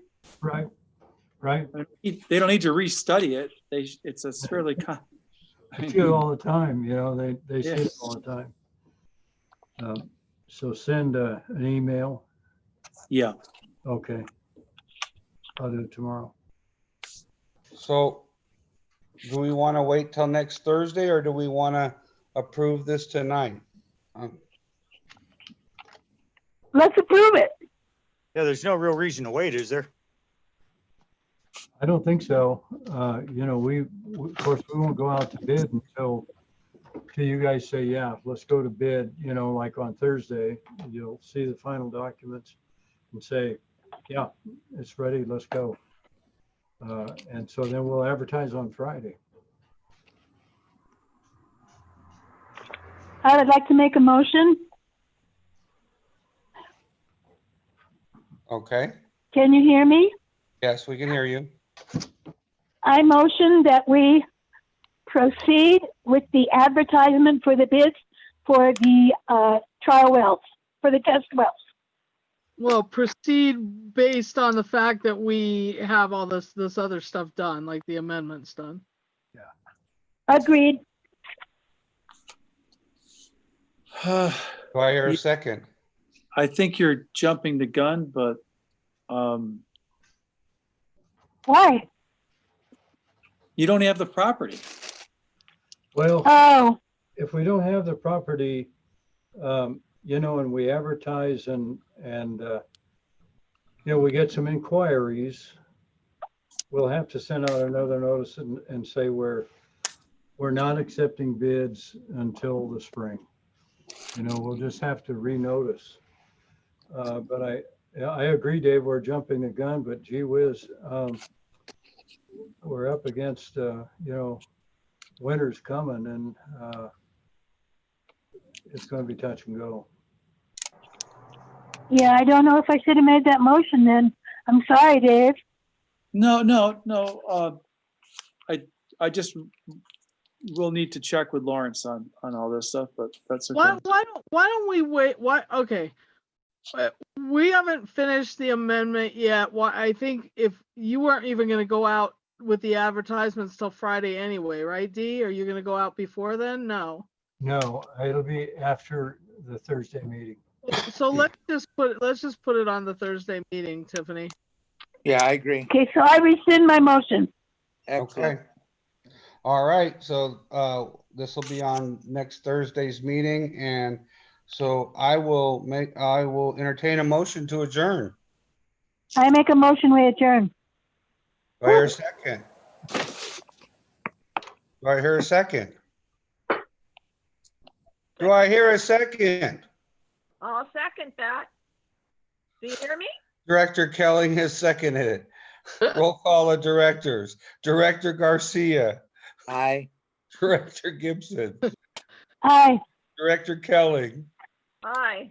God, Director Nyman, an aye. Director Schoenberg. I want to stay here all night. No, aye. Motion carried 5-0-0. We are adjourning at 9:33. All right. Thank you, everybody. Good night. Good night, all. Thank We you. have done so much hard work. Thank you so much, Yes, and everyone. thank the ad hoc committee for the budget. That was awesome. And thank you, Lisa, and Terry and Rebecca Gibson on this contract. You guys Yeah. were awesome. We Very appreciate difficult. you. Yeah. Good- Thank good you, catches. thank you. Really good catches. Okay, guys, All Good right. let's do it again Thursday. Yes. Bye. Bye. Bye, Okay, everybody. bye-bye.